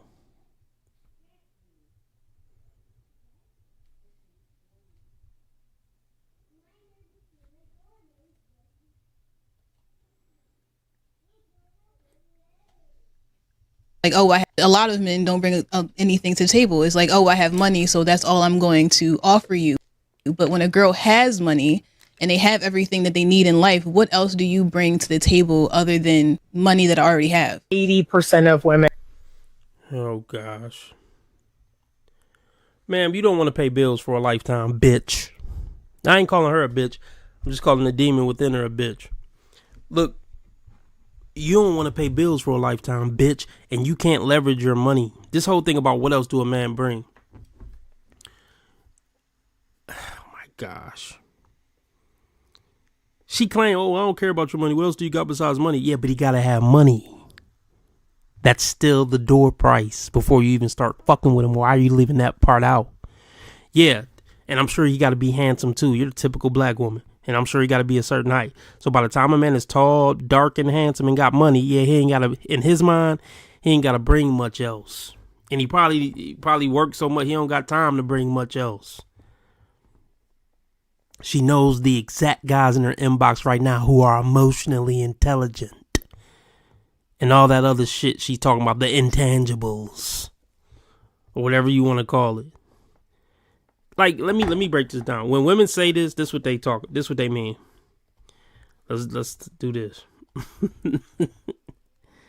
When women say, okay, I get it. You're handsome, tall, and got money, but what else you got? This is what they're trying to say.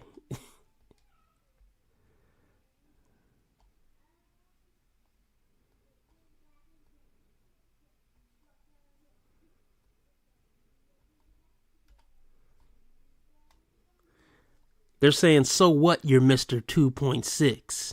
I need you to be Mr. 0.26. Or I ain't impressed.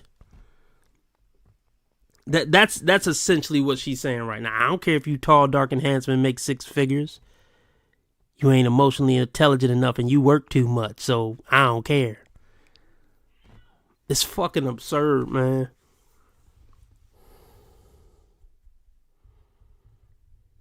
It's think about how big your ego have to be to say, I ain't settling for nothing less than Mr. 0.2. Fuck these women, man.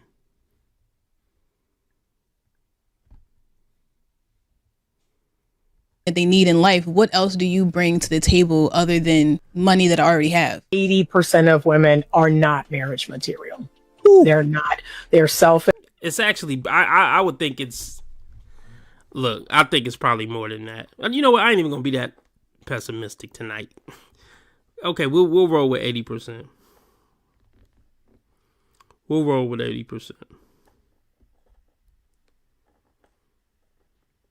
Like, you know what? Let's break this down real quick. What is marriage material? Let's really, really break this down. Give me a second. Let's really break this shit down. What we looking like on Rumble? I haven't even looked at Rumble to see how we rocking with the Rumble lights. Oh, we ain't really popping on Rumble at all. Fuck it, everybody over here on YouTube, I feel like. Let's break this shit down real quick.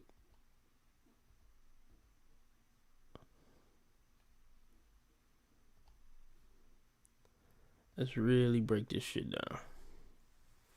Let's just type out a few characteristics, but then I want to go a level deeper than I usually do. Okay. Feminine, caring, thoughtful, reserved. I ain't really big on looks. Let's just has class. Loyal. No temper. Or let's just say good temperament. Good morals. Family oriented. I spelled that wrong. Hold on. Those are some. Let's just put friendly in there. Friendly. I mean, to me, fit ain't even. I mean, even if she's not fit, there's some chubby bitches who are some great wives. So that's a good starting point. So at first glance, many would say, yeah, RB, that's wife material. But let's go deeper. Let's go a little deeper. Oh, let me put submissive. Did I put submissive? Yeah, let's put low body count, submissive. Low body count, submissive. Okay. Now, so at first glance, 3, 6, 9. So these are 12 characteristics. At first glance, this is wife material. But you know what truly... Hold on, let's add one more. Sense of humor. That's always good.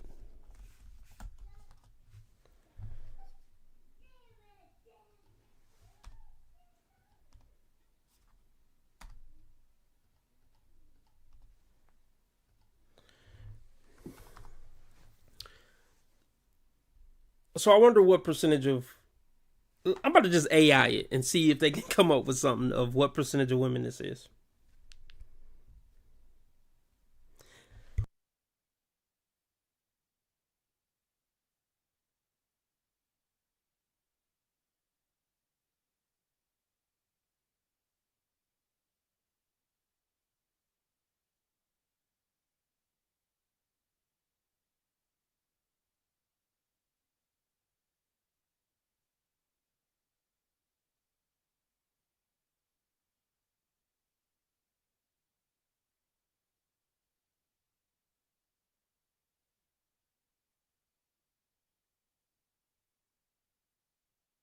Okay, let me tell y'all what it said.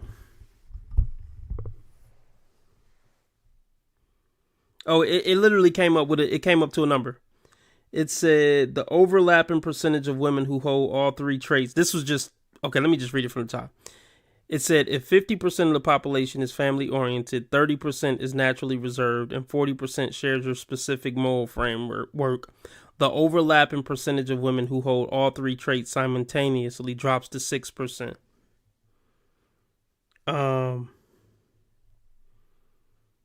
So based on AI models, this will be 6% of women. Okay, so we are already at 6%. And many of y'all would say this is wife material. But you know what true wife material is? It's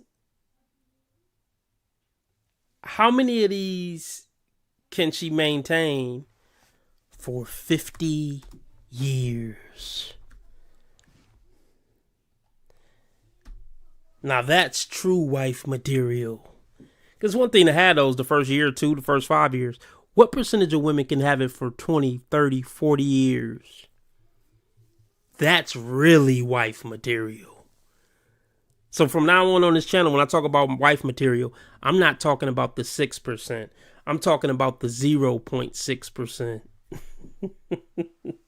Who can not only have these characteristics, but maintain them for a lifetime. That gotta be 1/10 of the number.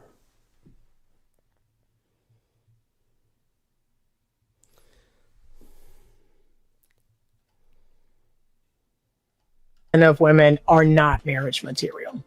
They're not. They're selfish. They're self-centered. They don't have what I would consider at base core feminine skill, that feminine quality. They don't have that. They don't even trust their own intuition. They don't even have good intuition. Like I'm trying to teach a woman about intuition, like what that is and how to know things. That is deeply a part of the feminine. She's right there. See, what's happened is that when women have been let out into the workforce, I would say really let out into the jungle, now they see really what things are. The jungle's a bit dangerous. So they lose that essence of softness that allows them to be more spiritual and full of intuition. So if you look at it from an energetic point of view, okay, they become more logical, which is more masculine. And now energetically, they cannot match up with masculine men. What is her credentials to even say 80%? That's the first thing they always say.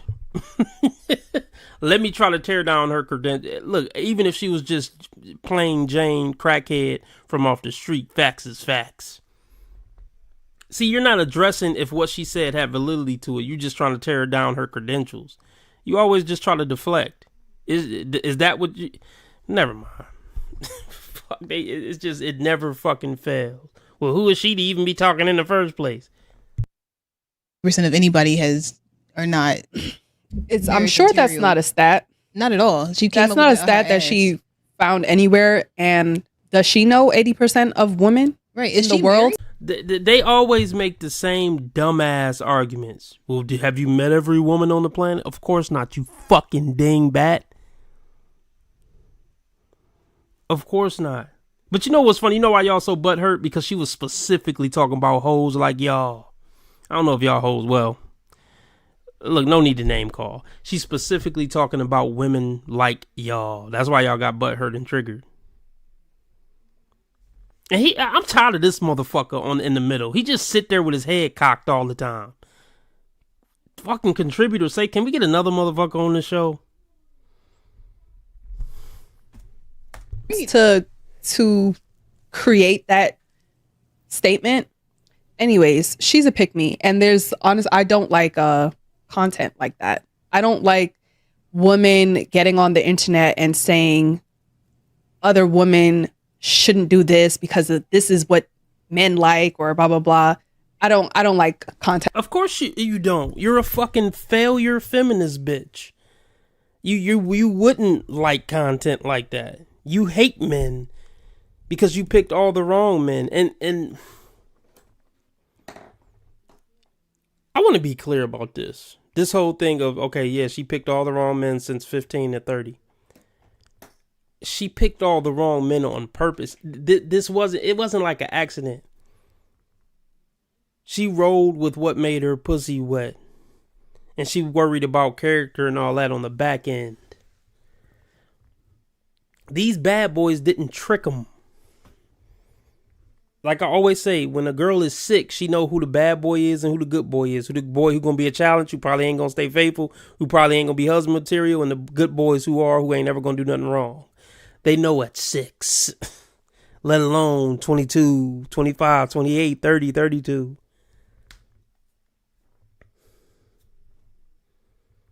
See, let me put it like this. They try to blame the niggas, so to speak. This woman right here knows she's not relationship material for any man. How about that? And when they had these conversations, they got to try to find a way to deflect from that.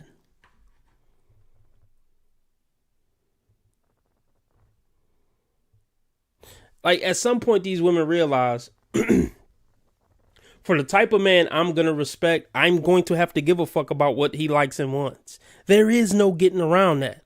There is a bitch ass spineless punk who just be with you no matter what, and you don't got to worry about, pleasing him, because he'll just take anything you give him. He'll just be satisfied with the fact that you're just around, but you don't want a man like that. So they're still trying to fight it. They're still trying to fight reality. Like this, I don't even really enjoy what she's saying, because it's her opinion, which just isn't true, because 80% of women not being feminine, it just doesn't even make sense, because where did we craft that definition of? So where's your stats to show that 80% of women, or most women, are feminine? Since we talking about stats, and where did you get the stats thing, and what's your credentials? What's your credentials, bitch? Other than some bald blonde bitch sitting on a podcast couch. Can we do the opposite? Of being feminine if 80% of women aren't that. Anyways, I digress. Right. I don't like her. Yeah, I don't like her either. She probably some.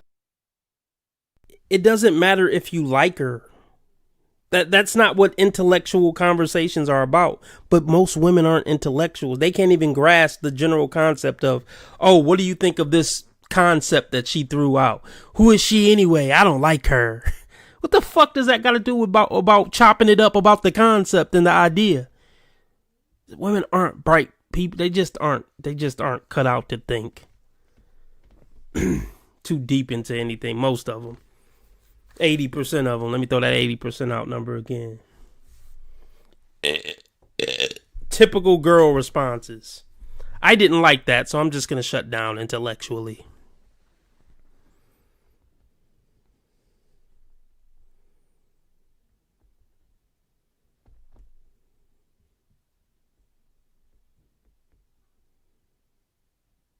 Oh, anti-semantics. Oh gosh. Yeah, that was Anita, by the way.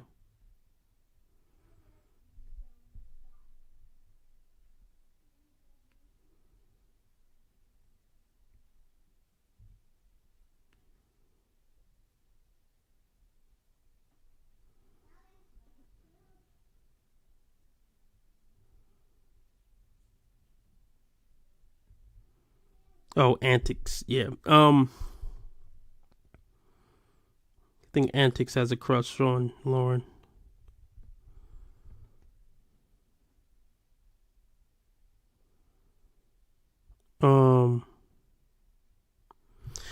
Let's get back into it. Let's just get back into it.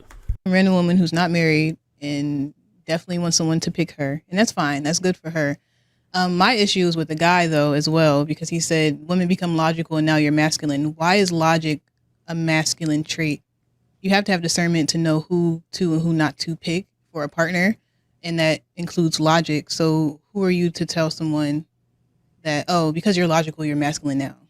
Sorry for having a brain, I guess. Like, fuck. I actually didn't like that he said that as well, because that says that men are logical, women aren't. But I do agree with him saying that women, when they get into the workforce or they're dealing with things that men have to deal with, therefore becoming more masculine, then they blame men for having to be that way, because that is how society is structured. I do believe that is the way that society works these days. I think that's more of a character flaw than just being masculine. If you don't know how to properly communicate to your partner that things are bothering you, so you just are aggressive all the time. Look, let me just simplify this shit. Look, a big part of being a good woman in a relationship is knowing when to shut the fuck up and to realize everything ain't about me and how I feel every second of the fucking day. And women who haven't figured that out by 30, they likely never will. Every woman looking to be in a relationship, any woman looking to be happy in a relationship as a non-negotiable thing in a relationship, I gotta be happy all the time or it ain't gonna work. Nothing's ever gonna work, bitch. Relationships aren't about happiness, period. I'm sorry, I'm gonna keep fucking saying it. If you think relationships are about happiness and finding this close to perfect guy so you can have a close to perfect relationship, it don't work that way. Even if you find Mr. Perfect, you're still 50% of what happens in the relationship. 50% of how the relationship go is still on you. I swear, this is what I believe women think. This is why they try to get Mr. Perfect. If I can get Mr. Perfect, then I'll have a perfect relationship. They completely negate their half of the relationship. Oh my gosh. It's no coincidence that podcast bitches are rarely in relationships or marriages. There's a reason. Wife and girlfriend material is rarely on podcast. Unless they're doing a podcast with their husband or boyfriend.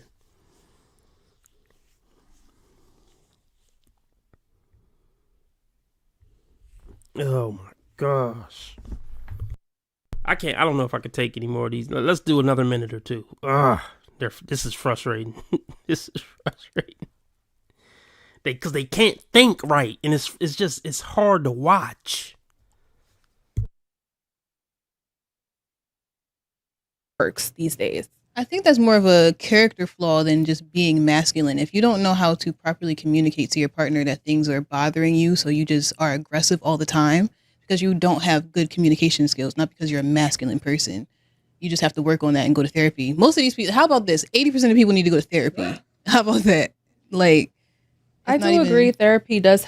I'm tired of this therapy talk. Therapy don't fix everything. It doesn't. It might make you a little better off than you were before you went, but it don't make you a different person. It just doesn't. Oh my gosh.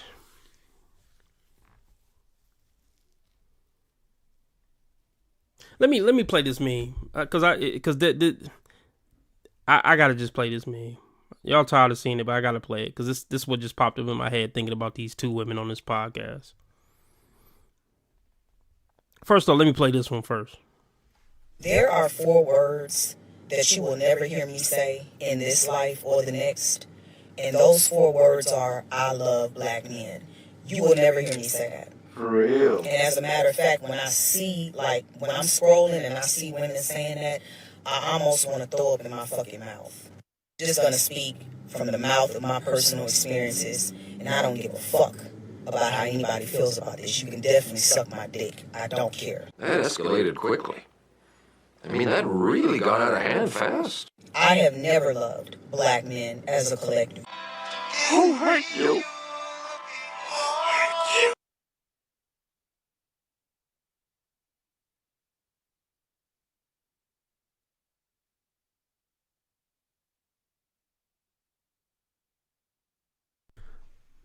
In reality, the highest position she's gonna get is side hoe.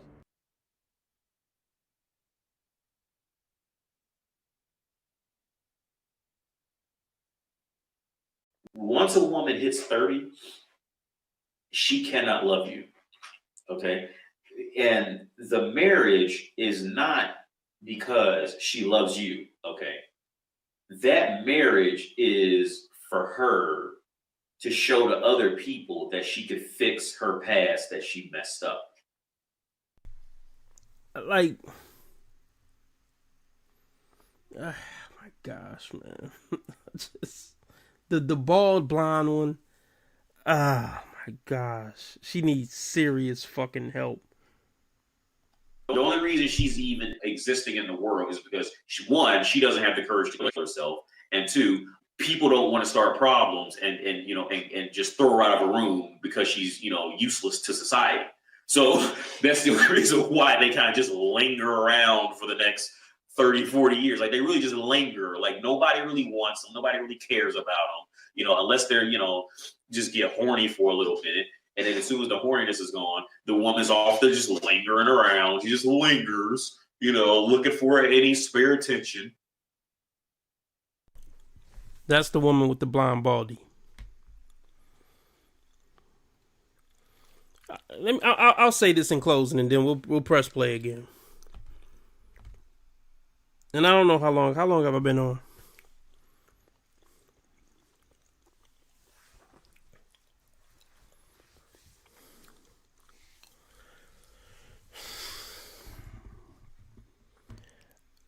This is what I want to touch on.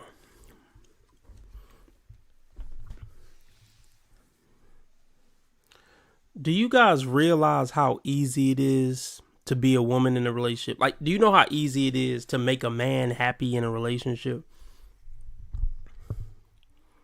I don't think you guys get it. Don't be too much of a bitch. Well, that right there is Chinese arithmetic for women. That's not in their nature to not be a bitch for 50 years. Look, to be frank, and this doesn't apply to 100%, but look, it may, but I'm just going to give grace and say 90%. 90% of women are bitches. It's who they are at the core of the core. And that a lot of people don't like to hear that, but it's true. A woman's core nature is to be a fucking bitch. And let me explain why. They're controlled by their emotions. To be controlled by your emotions is to be a little bitch. A lot of men are bitches because they're controlled by their emotions. Anybody who wears their heart on their sleeve is going to act like a bitch a lot of the times. Look, I'm going to say something controversial. Well, it ain't that controversial. But let me start here. I grew up looking up to Tupac. He's the GOAT to me. He's the top 10 greatest artists of all time of any genre. And definitely the number 1 rapper of all time. Easy. And I got so much respect for his art, his interviews, his intellect, a bunch of shit that I got so much respect for. But Pac acted like a bitch a lot of times. spitting at cameras, getting into fights with sound engineers. That's bitch shit. I fuck with Pac, but Pac said it. I got a big mouth and I wear my heart on my sleeve. He said it in an interview. He said it. Yeah, people who wear their heart on their sleeve act like bitches.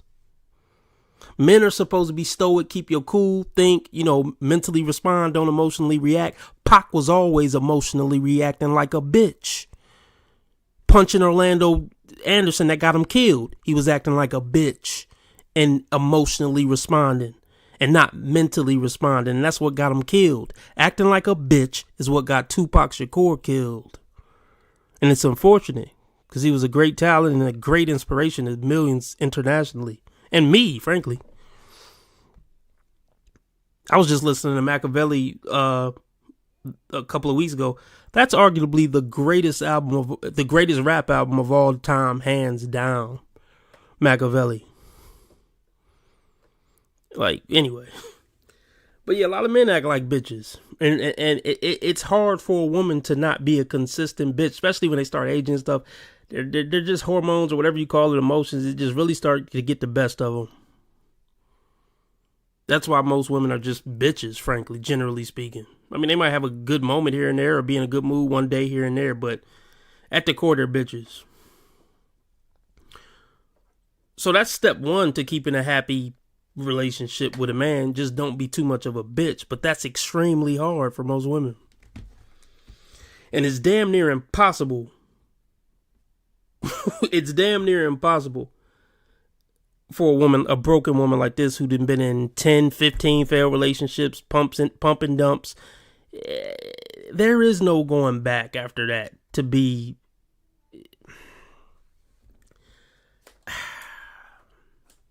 Let me reword it. Even women who got into relationships at 19, 21 and they've been with their man for 15 years, a lot of them, most of them probably grow into kind of irritable bitches too. But they had some good years. They had maybe 10 years or something, maybe even 10 to 15 years where they weren't bitches, but they're going to grow into being a huge one usually. With just wear and tear. Women just grow into, and men too. Men too. A lot of men are walking around acting like grumpy bitches just due to the wear and tear and everything they've been through in their life or whatever the case may be. Look, the point I'm trying to make with that is there are no good years here with her. If you would have got her as a virgin and she could have grew with you and built with you and fell in love with a man and stayed with that man for years, there would have been good years. Even if she eventually turned into a bitch, she's given all of her good years, her good, naive, bubbly, happy years to man after man after man after man after man, usually mostly all bad boys and players. So whatever guy she ends up with, he doesn't have any wonder times to look forward to. He don't got any wonder years. Shout out to the old show. He doesn't have any wonder years in her left. Just resentment and a stank face like the one she got on now. I'm going to tell you the exact position she's in. I wish I had a meme for this. I kind of do got a meme for it, but it don't quite articulate what I'm trying to get across. Well, I'll play it anyway. I'll play it anyway, and then we'll break it down. It's the AD loop of misery. That's the loop of misery that Blonde Baldy is in.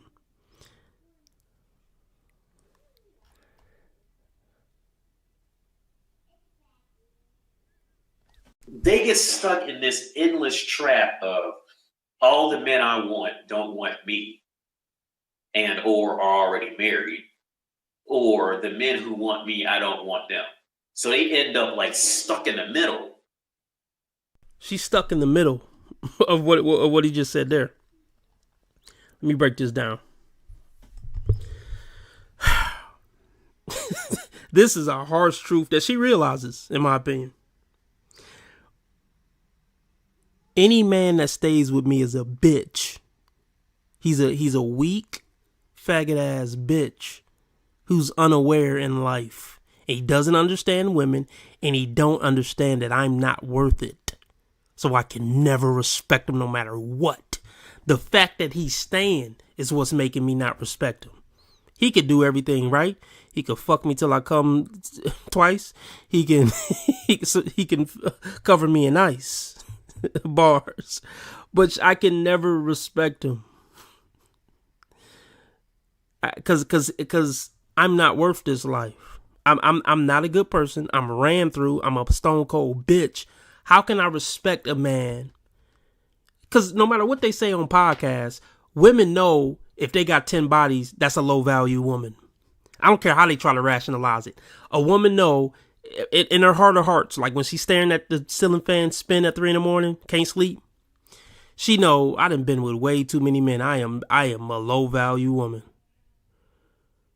A man who I would eventually stay with and get married, he's getting sloppy 100ths. He's getting, even if it's sloppy fifths, sloppy sixes, whatever you call it, sloppy ninths, sloppy 27ths. She know that's lower value than a woman who had no bodies or one body or even 3. They know and not only the body count, they know they're getting older and that's lower value on the dating market. This whole thing where they try to play dumb, they know the shit that lower their value.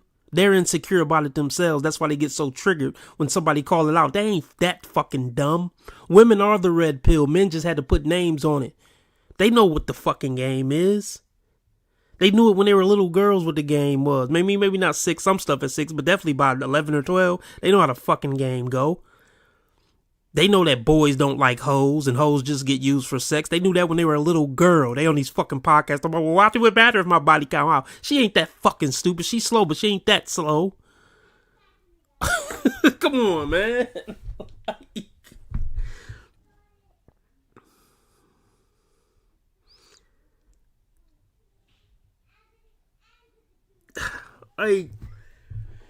Oh my gosh, man. No, that's one of the saddest truths I say about women. When a woman get to the point where she even realize, man, I ain't fucking worth it. I'm not fucking. So what do a woman do when she comes to that realization that I'm not fucking worth it?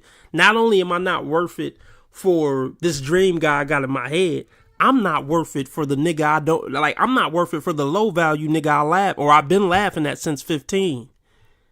The truth is, I ain't gonna bring much to his life. I ain't worth it for him. He should do better.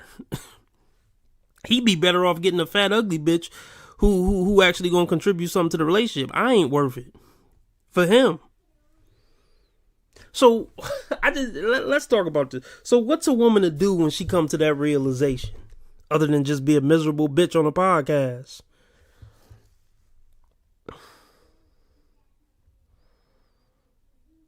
See, this is sick, man. This is fucking sick. Look.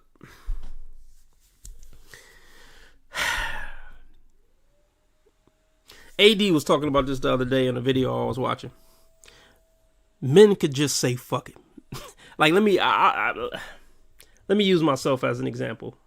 I guess I don't have to, but let's just say from 15 to 30, right? I always had chubby bitches who I weren't really attracted to trying to get with me, but I curved them because I was still trying to get me something that looked like something, like, you know, something fit, something cute. So I kept curving all the fat bitches that like me. I'm like, nah, I ain't really feeling it. Y'all cool. I ain't got nothing against y'all, but I'm trying to get something better than you chubby bitches with the lazy eyes. This is what men can do. At 30, when ain't nothing work out with the cute bitches he was trying to fuck with, they either played him, cheated on him, or never gave him play like that, or me play like that from 15 to 30, or a man 15 to 30. A man at some point can say, you know what? Fuck it. I want a companion. Come here, chubby, lazy eye bitch. Let's just make it work. And the man can make a relationship work with the chubby, lazy eye bitch and actually grow to like her if she got a good personality and genuinely learn to just be happy. Like, yeah, she ain't exactly what I wanted, but she actually cool and got a good sense of humor. You know what? We gonna just make this work. And he can live happily ever after. I'm gonna treat her right. You know, hey, she might be fat, she might got a lazy eye, but she mine and she treat me right. And he can ride off in the sunset and genuinely be happy. Women can't do that. That's the sad fucking part. Cause see, A lot of people would say, why don't these women just get some average Joe nice guy and ride off in the sunset? Bro, they can't. Look, bro. They can't. They can. Let me fix that. And they do. Many of them do. They're fucking miserable and they treat him like shit for the rest of his life. Even if she stay in a relationship. Even if she come to the realization, look, I ain't gonna get nothing. I need a retirement plan. I need the benefits that come with having a man. I'm just gonna get with this nigga I don't really like and respect like that. I'll begrudgingly do a little this and a little that for the rest of my life, bare minimum, while treating him like complete shit and destroying him, just to get the benefits of having a man in my life. They do it. But she will never be anywhere near content and happy. And not only that, because that wouldn't even be so bad. If bitches was just like, yeah, fuck it, I'm washing out. Let me just settle with a nigga I don't like. I will cook and do the dishes and fuck them obligatory fucking once a month. Fuck it. All right, I'll do it. Even if it stopped there, that wouldn't be so bad. But not only is she just not going to be happy, she's going to fucking like treat him like complete dog shit.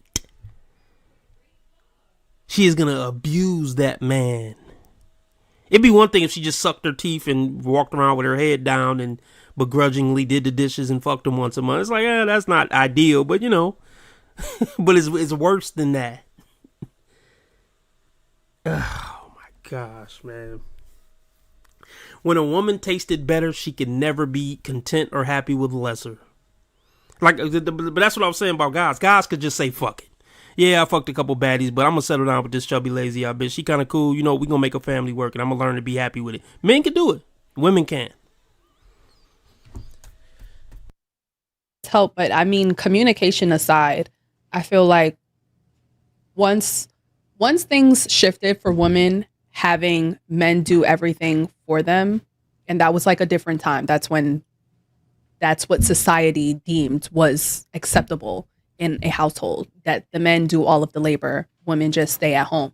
And once that like shifted and women actually had to like work and do stuff on their own, and now I'm doing this, I'm doing that, and like, damn, I don't need a man. I'm basically the man. So I have to man up and I have to do this for myself. And honestly, it actually transitions to being like hyper masculine and women not needing men, therefore blaming them for why women are the way they are.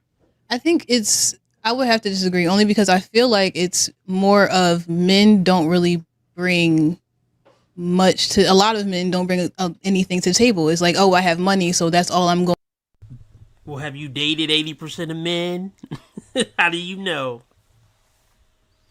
How many men have you dated? I mean, if you only dated 3 to 5, look at his face, everybody.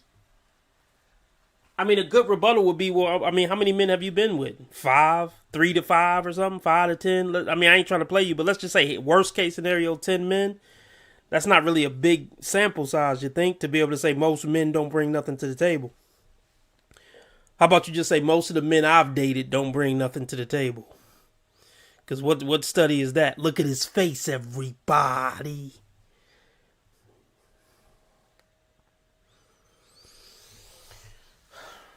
Look. Guidance, structure, discipline, actual character, righteousness, common sense. I could keep going. I can keep going. Social status. Shit, a full-time armed bodyguard at times. I could keep going. He can give you a family. He can bring a family to the table by giving you his seed. I could keep going, bitch. I didn't mention money yet. Notice that?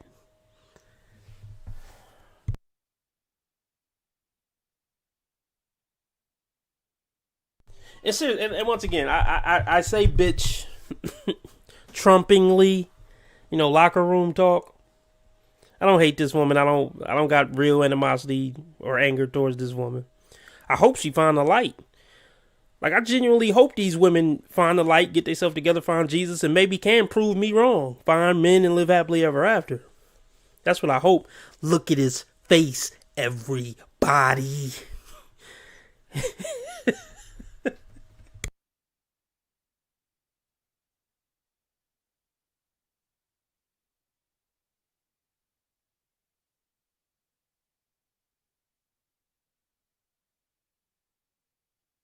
It's more of men don't really bring much to, a lot of men don't bring anything to the table. It's like, oh, I have money, so that's all I'm going to offer you. But when a girl has money and they have everything that they need in life, what else do you bring to the table other than money that I already have? See, I know better not to step in that trap. I'm not. No. And I'm going to say, it's just like you have to bring something to the table to someone who already has basically everything. Like, if you don't have nothing to bring, I'm not masculine. You're just useless. Like, why are you in my life right now? Why are you attracting useless men? Also, like, those are the men you're attracting.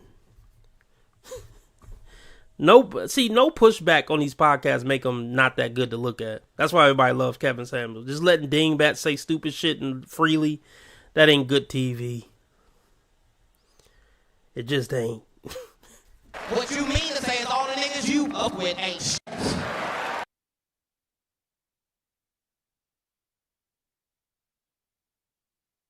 Now, if you're not going to do something that actually brings value to my life. I have an apartment, I have a car, I have money. You're looking for someone to save, and I don't need saving. But that's great for you, but that's you insinuating that money is all a man has to bring to the table. Look, in my experience in the city, everybody's trying to throw money at a girl to get them to come home with them, get them to be in a relationship with them. It's just like, okay, but I already have that, so what else is there? Money and dick. Now what? What else is there to bring?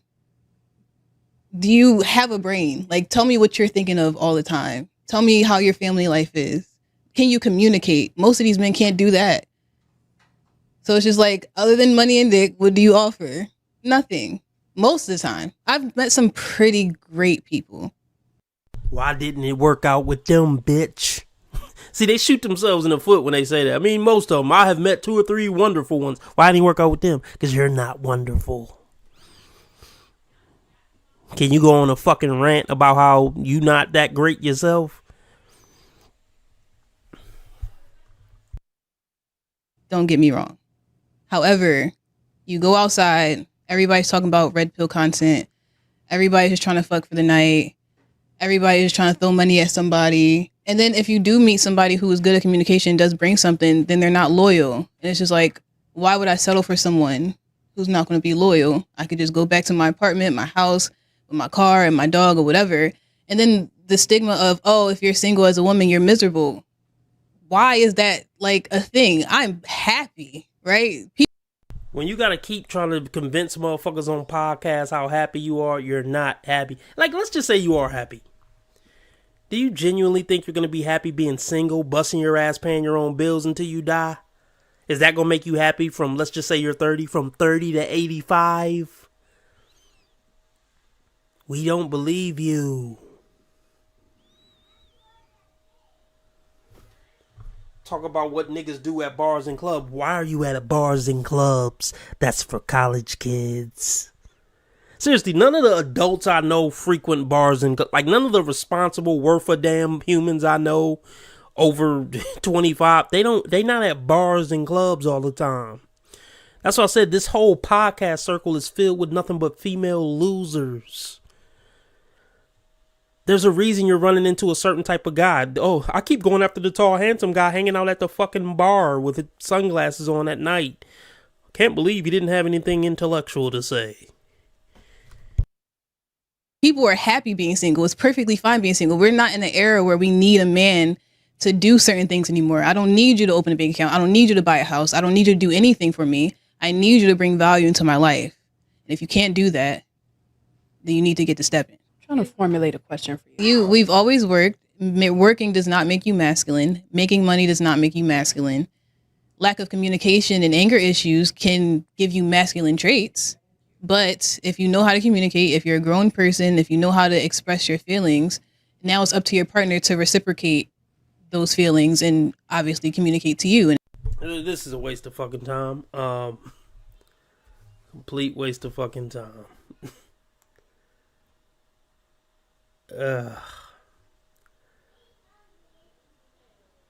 Fuck. Shout out to everybody that's watching. We got 16 people like consistently watching. That's kind of rare. So I appreciate all y'all that's watching right now.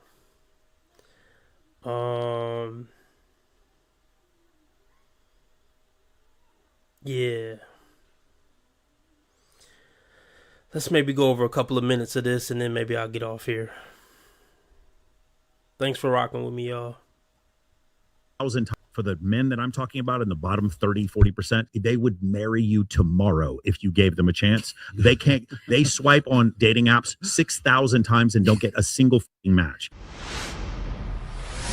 It is nobody's fault. This is all a function of natural selection and evolutionary mismatch. It is no one's fault. So it's men not having sex. Sorry to interrupt your no, go ahead. Your rant. But so are men not having sex part of the natural selection then? These poor guys that are going a whole year without sex? Evolutionary mismatch. Last show. Yeah. It's evolutionary mismatch. Okay, so do we want to mess up natural selection then, or should those men just go without having sex? That's Maybe a good it's question. population control. It could be. Right, it could be. Right. And Yeah, see, there's a reason she can be so cold and callous about it.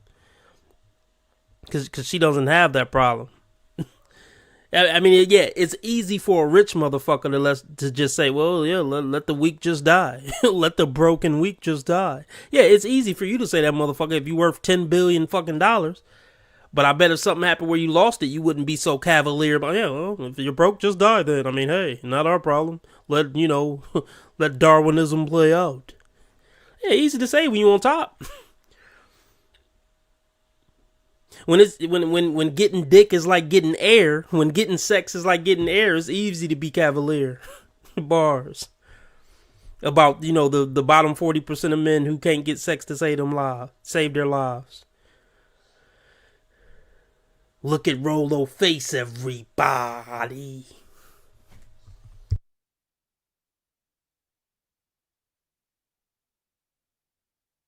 Sex. That's Maybe a good it's question. population control. It could be. Right, it could be. Right. And what you're saying isn't right or wrong, but I do know a lot of those men, and they're great guys, and they're getting passed over because they're not on the dating app. They're 5'9". And are they looking for a relationship, or are they just looking for sex? Because you guys have made it very clear there's certain women you'll sleep with, certain women you're Chloe. wanting to actually put a ring on it. So a lot of us are realizing, For sure. maybe I shouldn't sleep with this guy because he's not serious.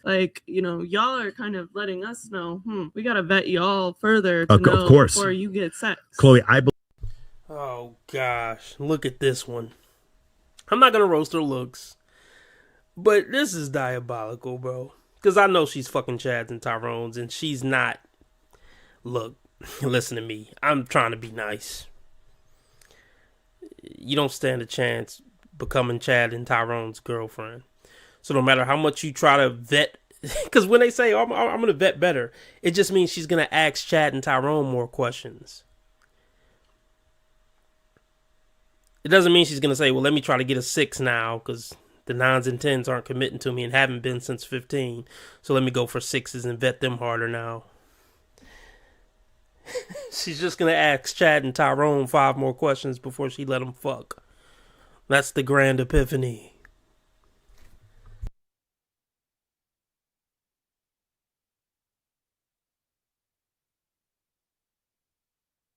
Gotta vet y'all further to Of know course. before you get sex. Chloe, I believe that for the 10 or 20% of men, maybe less, that you find attractive, I absolutely believe that some of them just want sex and some of them want a relationship. For the men that I'm talking about in the bottom 30-40%, they would marry you tomorrow if you gave them a chance. They swipe on dating apps 6,000 times and don't get a single match. There's a bunch of single people out there. Well, me being a licensed marriage and family therapist, I talk to a lot of people that are married and hate their spouse. Okay. And they're just with the wrong person, but it's far better for that person to be single than with the wrong person. People don't know how to pick the right partner. I agree with think that. People Yes. lack patience. I was talking about the pressure on women. Oh my gosh. Not picking the right partner. I mean, it's true. Some people don't pick the right partner. But, oh my gosh. Women aren't sexually attracted to the right partner. How about that? No guy's gonna have it all. They're just not. Because that's when women say the right partner, they're talking about Mr. 0.5. That's the right guy. He's tall, handsome, charismatic, and he's emotionally intelligent, makes $1 million a week, and has 24 hours to spend with me. Like, shit that basically don't exist. That's the right partner for women. Let me say this right now. If women played their role that they're supposed to play, 60% of men would be the right partner. Most men are the right partner for most women. If they shut the fuck up, cook, clean, and suck dick, and just be content. Most men would be the right partner for that.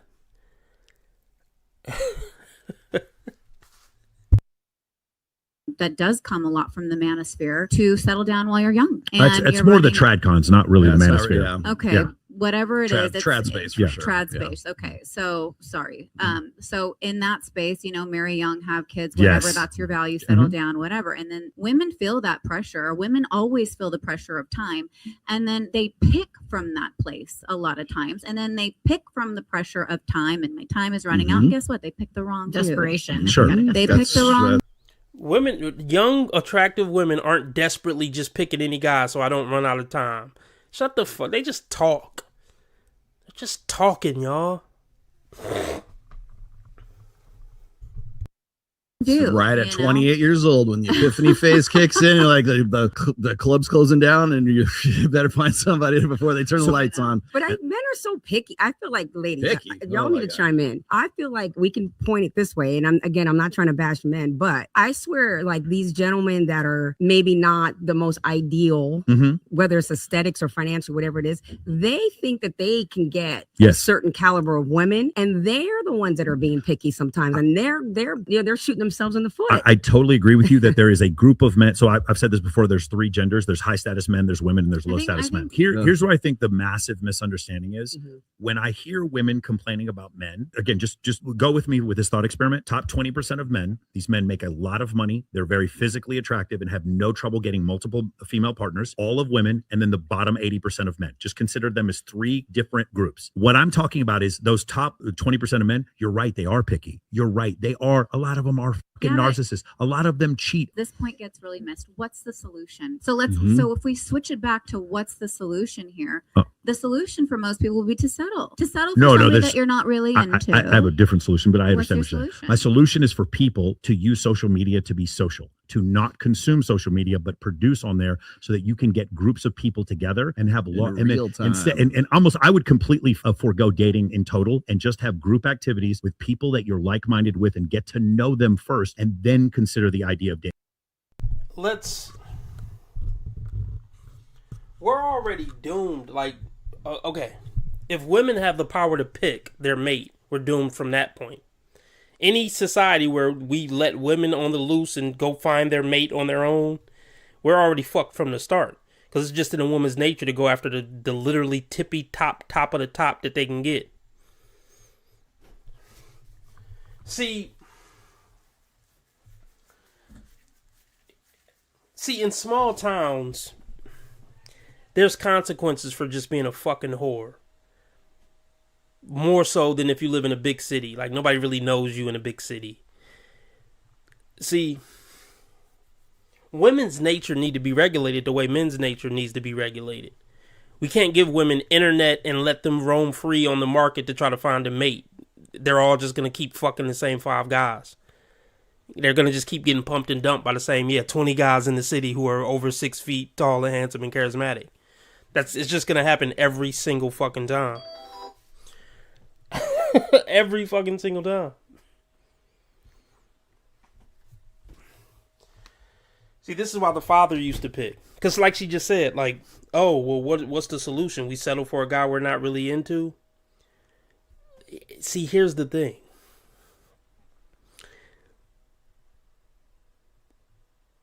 Like, they're so fucking shallow, man.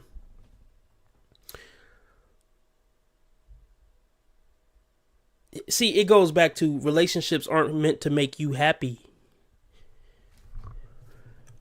See, there was a time when a man being some sex symbol wasn't the standard. I'm about to just AI it. Was there a point in U.S. history where men being super attractive wasn't as prioritized when a woman was looking for a mate the way it is now?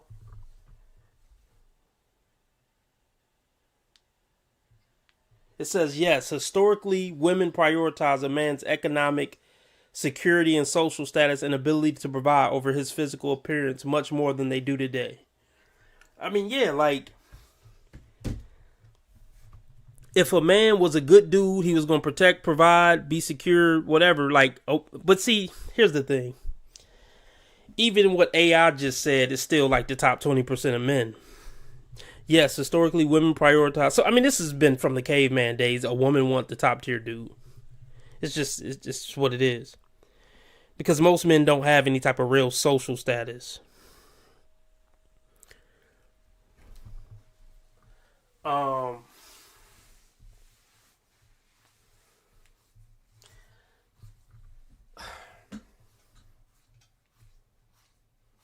Let me put it in perspective. And I don't put this in perspective enough on the channel. Because let's just start from here. 50%, or well, hold on. Let me look something up real quick. I'm going to say something very important after I look something up.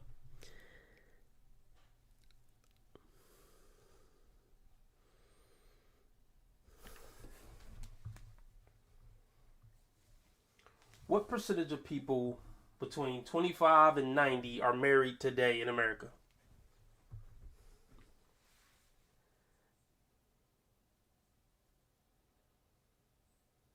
Oh, let me do something different. What percentage of people 30 to 90 today are married in the U.S.?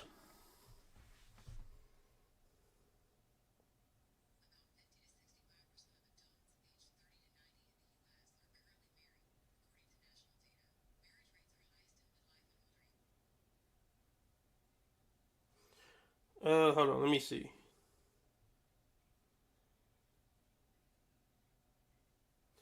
What percentage of Americans between 35 and 100 are married today in the United States?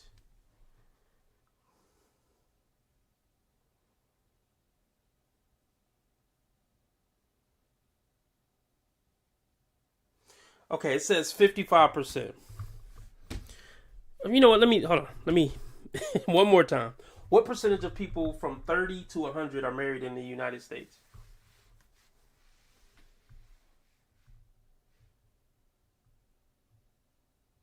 Okay, it says 55 to 60. We'll go on the high end. 60% of people 30 to 100 are married right now. So when we go over these podcasts, at most, we're talking about,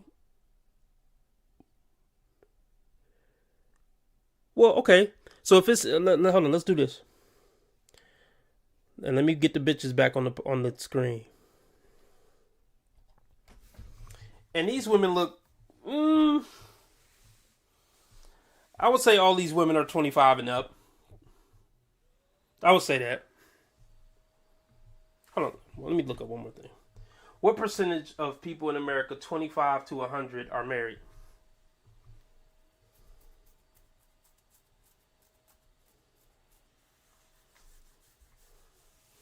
It's saying about 52 to 54. So we'll call it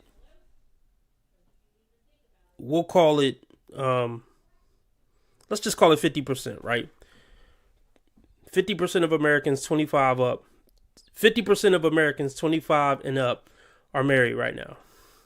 That goes for men and women. So when we're looking at these 25 and up train wreck bitches that I go over, every day, we're only talking about 25% of, well, how do I put this?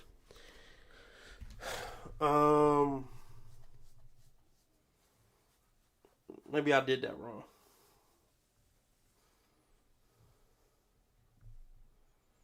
Okay, no, I'll take that back. I'm doing that wrong. I'm sorry. It's crazy math. When we're going over these train wreck bitches, 25 and up, this is starting off, this is 50% of women. And then half of those probably have boyfriends. Out of the 50% who aren't married,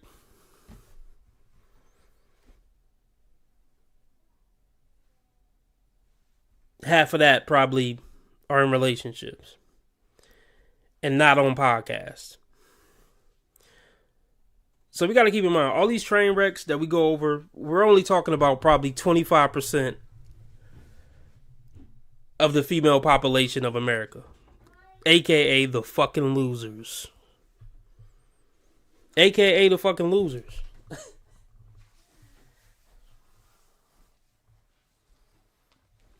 So let's always keep that in mind. The women who are still struggling to keep a relationship by 25 or 30, we're talking about the bottom 25% of women who are fucking losers. And oftentimes, those women are very attractive. The women who lose on the dating market are way more physically attractive than the 25% of men who really lose bad on the dating market.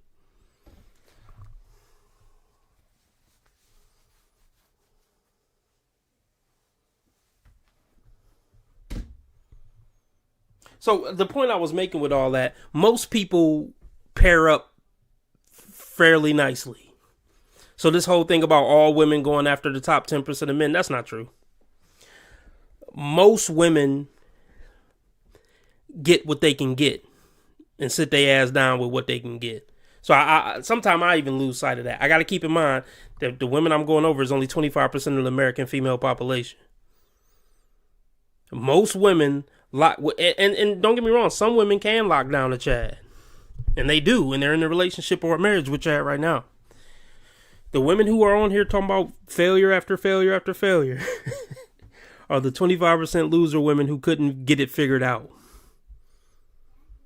So most women aren't chasing Chads that they can't get commitment from, even though it seems like that on this show.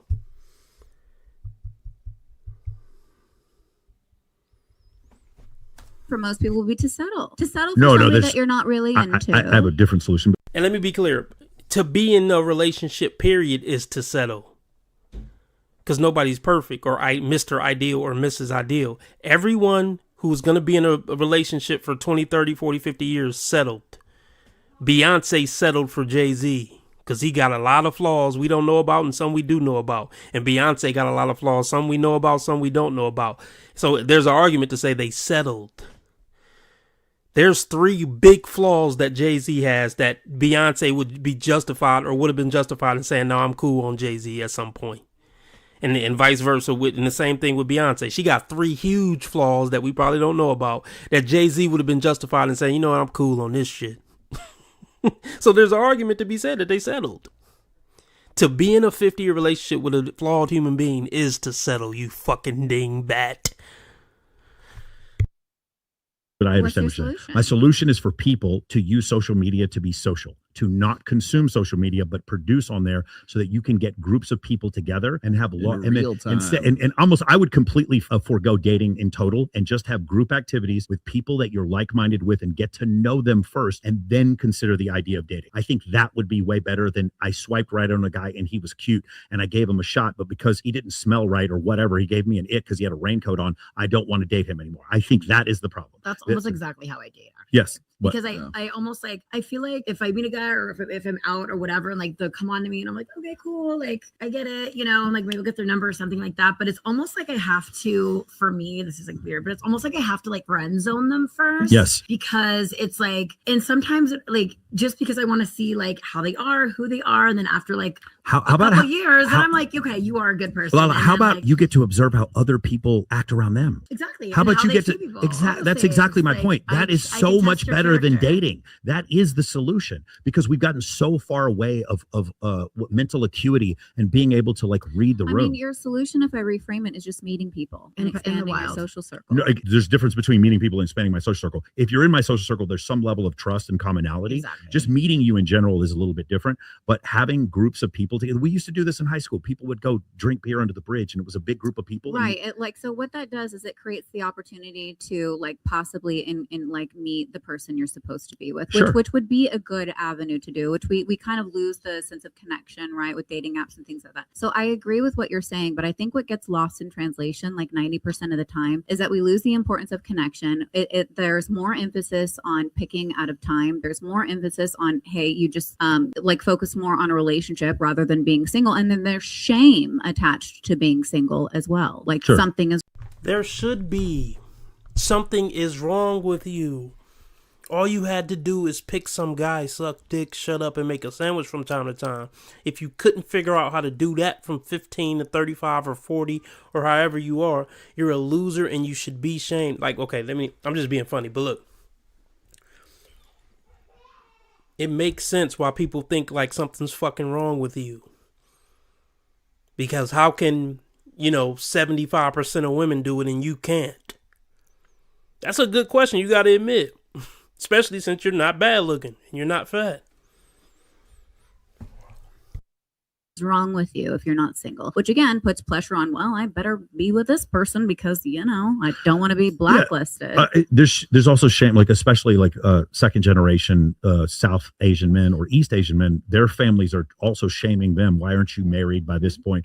Latin American men, same kind of situation. So I agree with you. These things cause us to pick the wrong person. Yes. And then we I get have a divorced. question. I think a lot of that shame comes from our family as well. Go ahead. No, I was just curious on like what you're seeing in your practice. Like, so it's like out of time and desperation, or this person will wife up with me, and so that's fine. Yeah. But like, do you find like maybe women in particular, are they like you said, it's like we're going past love and like connection. So are you just seeing people that are trying to be like, okay, like a high status man, or he's good on paper? Like, are they going for the good on paper guys? And Well, in going Vegas, I see something very different. Well, this is a whole different world and element. Vegas is different. Are most of your clients out of here?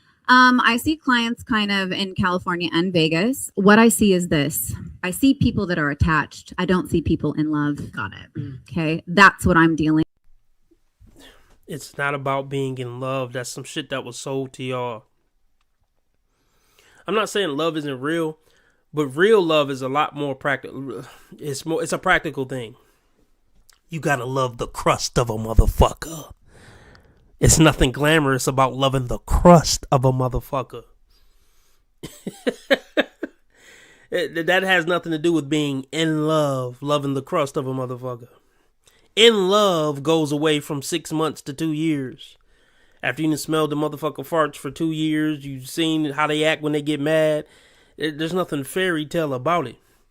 So the fact that you chasing being in love for 50 years is why you still single. You think grandma and grandpapa was in love for 60 years? They love each other, they care about each other, and they don't want to be without each other, but it ain't about being in love. You're not going to be floating on a fucking cloud for 6 decades, dingbat. And scared to be alone and scared to rip that Band-Aid off. Yeah, to be or like, they this is one don't, or person. here's a good one. They don't know their value. They don't know their worth. Okay. Or There is no value in worth. I mean, she's talking about the women. I assure you she's not talking about men not knowing their value and knowing their worth. What is your value as some 34, 35, 40-year-old bitch, eggs dried up, attitude fucked up, and got nothing but menopause to look forward to? A man got nothing but your menopause to look forward to, and dry pussy and bad attitude. What worth? I'm not saying you don't have a worth as a child of God, but as a fucking date, as a dating option on a sexual marketplace, get the fuck out of here. Or like, look, like we all have past, like there's abuse and trauma and things like that come into it, right? Don't want to get into the weeds with that. But there are a lot of, like, most people are not with the right person. Right. And that's a really unpopular opinion, but it's true. So when people come to me for marriage and family therapy, sometimes my advice is you shouldn't be with that person. I'm sure that's always your advice, but guess what? You're not married and don't got even a boyfriend. So why the fuck should they listen to you?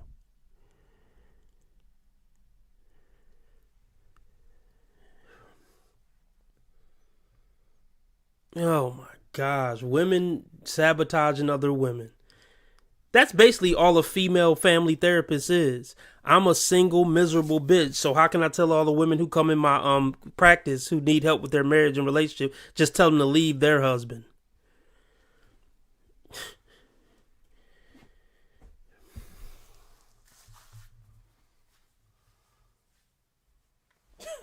I'm leaving on that note. I'll catch y'all next time. Remember, how others treat you is their karma. How you treat others is your karma. Be nice to people because God's watching. And remember, I'm a nice guy. I just play asshole on the internet, and I've never done anything remotely wrong my entire life ever. Make sure you keep your blood sugar, blood pressure, and cholesterol down to keep the reaper from coming around. And make sure you get your yearly checkup so Satan don't catch up. RB Sensei, out.